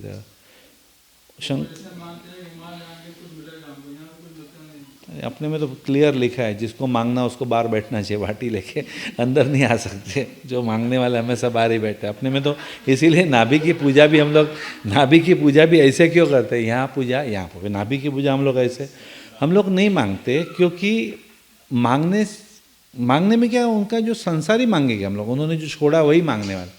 उनके पास जो फ्रेश हो नहीं मांगेंगे. इसलिए नाभि की पूजा. तो ये हाथ खुला रखने से है ना पूरा पहाड़ उठा सकते, और बंद मुट्ठी तो 4 कंकर आएंगे खाली, बस. तो भगवान के पास मांगने का नहीं, जो मिला है उसका आभार मानने के लिए जाना है. वहाँ जाएंगे तो कुछ मिलेगा, ऐसा भाव है ना, इसकी वजह से हम इसी. શ્રદ્ધા. મુસલમાનમાં 5 નમાજ પડે એટલે પડે, પછી એ લોકોને કેવું ન પડે. ત્રિકાળ નમાજ હોય, 5 નમાજ વગેરે હોય, માથે ઓઢવાનું હોય, એરપોર્ટ ઉપર ટાઈમ આપવો પડે, ને ક્રિકેટમાં ટાઈમ આપવો પડે, બધી જગ્યાએ તમારે એને પણ ડગે જ નહીં. અને એ લોકોને ધંધામાં તકલીફ આવે તો બીજે ત્રીજા ધર્મના મંદિરોમાં ના જાય. જૈનોને તકલીફ આવે તો બધી જગ્યાએ જતા રહે. એટલે એની વેલ્યુ નહીં, મસ્તકની કોઈ વેલ્યુ નહીં, ભરોસો નહીં.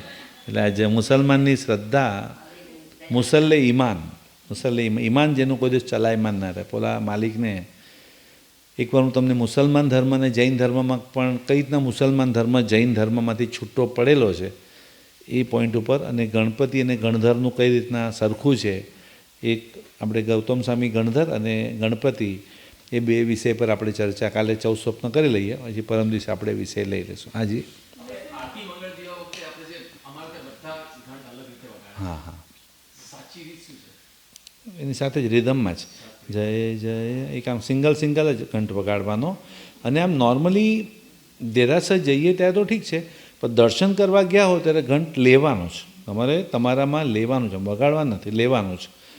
અને એ બારે આવતી વખતે જ ઘંટ વગાડવાનો, બારે આવતી અંદર જતી વખતે ઘંટ વગાડવાનો, અંદર જતાં ચાંદલો કરવાનો અને બારે આવતી વખતે ઘંટ લેવાનો છે. એટલે અંદર જે આપણામાં ઓમનો અવાજ આવે, ટન ટન, એ જે ઓમ અવાજ આવે ને, આખો નોકાર મંત્રનો શોર્ટ ફોર્મ એટલે ઓમ શબ્દમાં આવે. એક નોકાર મંત્રમાં પંચ પરમેષ્ઠીને નમસ્કાર છે, ઓમ શબ્દમાં પંચ પરમેષ્ઠીને નમસ્કાર છે. એટલે જે ઓમના નાદથી અમુક જાતના રોગ મટી જાય આપણા. એટલે જે ઘંટના વાઇબ્રેશન જે આપણામાં આવે એના માટે કહે. એટલે રિધમમાં જ બધા સાથે જ એ રીતના આવે.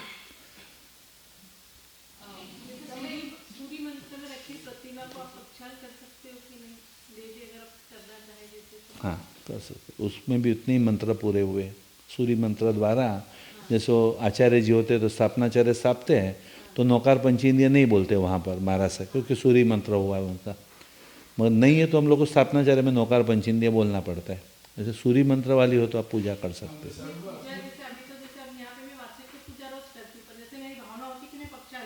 कर सकते कर सकते. अपने सूर्य मंत्र दिया हुआ है भगवान को. हाँ विधिकार आए थे इंडिया से, हाँ हाँ. उन्होंने सूर्य मंत्र दिया है. कहाँ पर? यहाँ पर प्रतिमा. तीनों मूर्तियों को. अंजन सलाका अलग होती है. अंजन सलाका क्या होता है कि हीरा माणिक मोती का भुक्का होता है, और अंजन यानी लिक पेस्ट, और सलाका यानी स्टिक. तो सोने की स्टिक से भगवान की आँख में अंजन सलाका होती है. वो जो प्राण प्रतिष्ठा होती है ना, वो एक अलग ही चीज़ होती है. प्राण प्रतिष्ठा में भी वो मंदिर से वो अन्य लगाया था हम लोगों ने. यहाँ पर अहमदाबाद से गए आए थे. अंजन सलाका. प्रतिमा जैसा भी मैं यहाँ से इंडिया चली जाऊँ तो प्रतिमा यहीं रहेगी, तो मैंने प्रक्षाल कर लिया तो उसके बाद क्या? नहीं, उसी दिन पूर्ति होती, हमेशा करना ऐसा नहीं. 18 अभिषेक की तरह जिस दिन करो उसी दिन, बाकी नहीं करो उसी तरह से. हाँ जी. આપણે વાત કરી હતી ને કે જે સ્પોટ પરથી ભગવાન નિર્વાણ પામે કે અગ્નિ સંસ્કાર થાય એના 90 ડિગ્રીએ, તો એ નિર્વાણ પામે જગ્યા કે અગ્નિ સંસ્કાર? નિર્વાણ પામે ત્યાં જ અગ્નિ સંસ્કાર. ભગવાનનું જ્યાં નિર્વાણ થાય ત્યાં જ અગ્નિ સંસ્કાર થાય.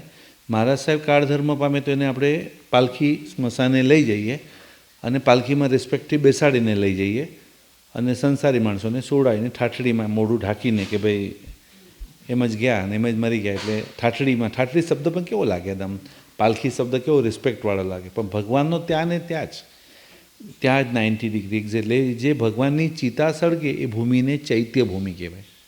અને જ્યારે ભગવાનનું નિર્વાણ થાય એટલે મોઢામાંથી દાઢાનો ભાગ ઇન્દ્ર મહારાજા કાઢી લે.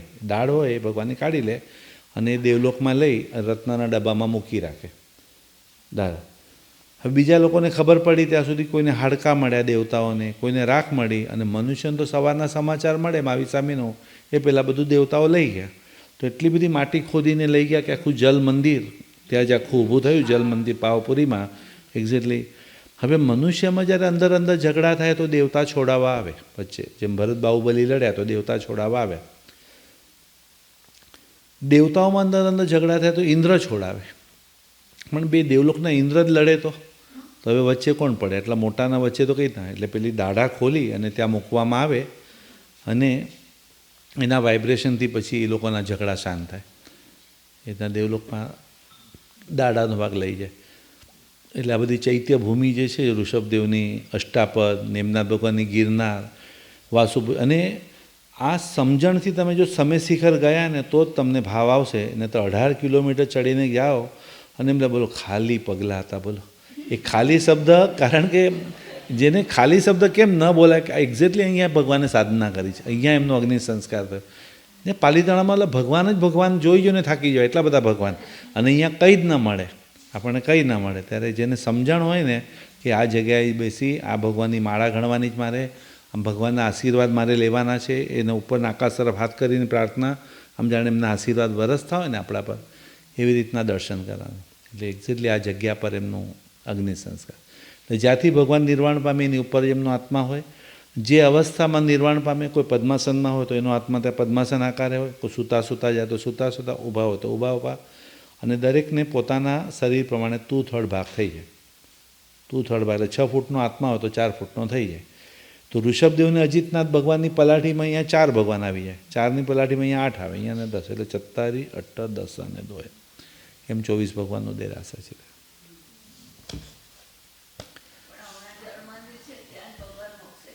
હા તે છે. હા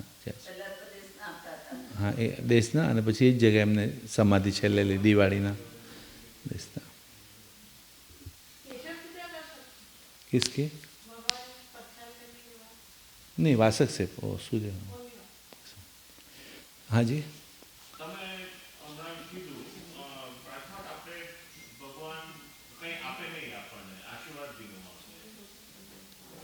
एक मिनट, कई न करવું ને, કઈ ન, જેમ સૂત્રમાં આપણે આવે હોમ અમમ તુહ પભાવ ઓ ભયવમ, કંઈ ન કરવું એ ભગવાનનો સ્વભાવ છે. કંઈ ન કરે તો કેમ એકનું કર્યું, કેમ બીજાનું ન કરે, પણ વગર બોલે કરી આપે એ એનો પ્રભાવ છે. પ્રભાવ હોમ અમમ તુહ. તો સ્વભાવ અને પ્રભાવમાં શું ફરક? તો કે પ્રભાવ એટલું શું, એના પ્રતાપે થઈ જાય, એની મેટે સૂર્ય ઉગે ને કેમ કમળો ખીલવા માંડે, કોઈ પકડી જાતે જ ખીલવા માંડે. એમ અમુક મોટા માણસો સાથે ઉઠવા બેસવાનું લોકો એમને જ ઉધારમાં પણ માલ આપી દે. કેમ કે ભાઈ એક મોટા માણસોને એક પ્રભાવ પડે. ઘણીવાર શેઠ આવે તો આમ મોબાઈલ સાઇડમાં મુકાઈ જાય, કે પ્રભાવ પડે ને એવી રીતે. એ ભગવાન કંઈ ના કરે, પણ તમે સોંપો એમને તો એના પ્રતાપે થવા જ માંડે તમારે.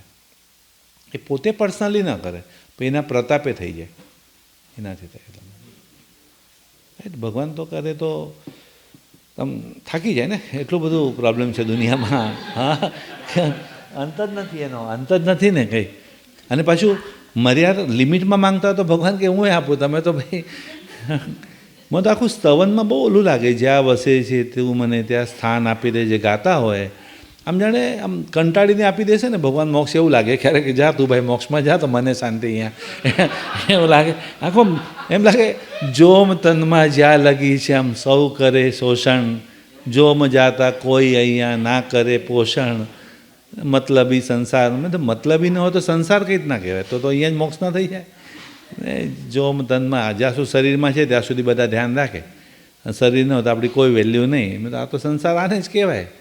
આ રડવાથી શું થવાનું? આમાં કંઈ નહીં થાય, આમાં કંઈ નહીં. હા જી, પાલખી કાઢીએ.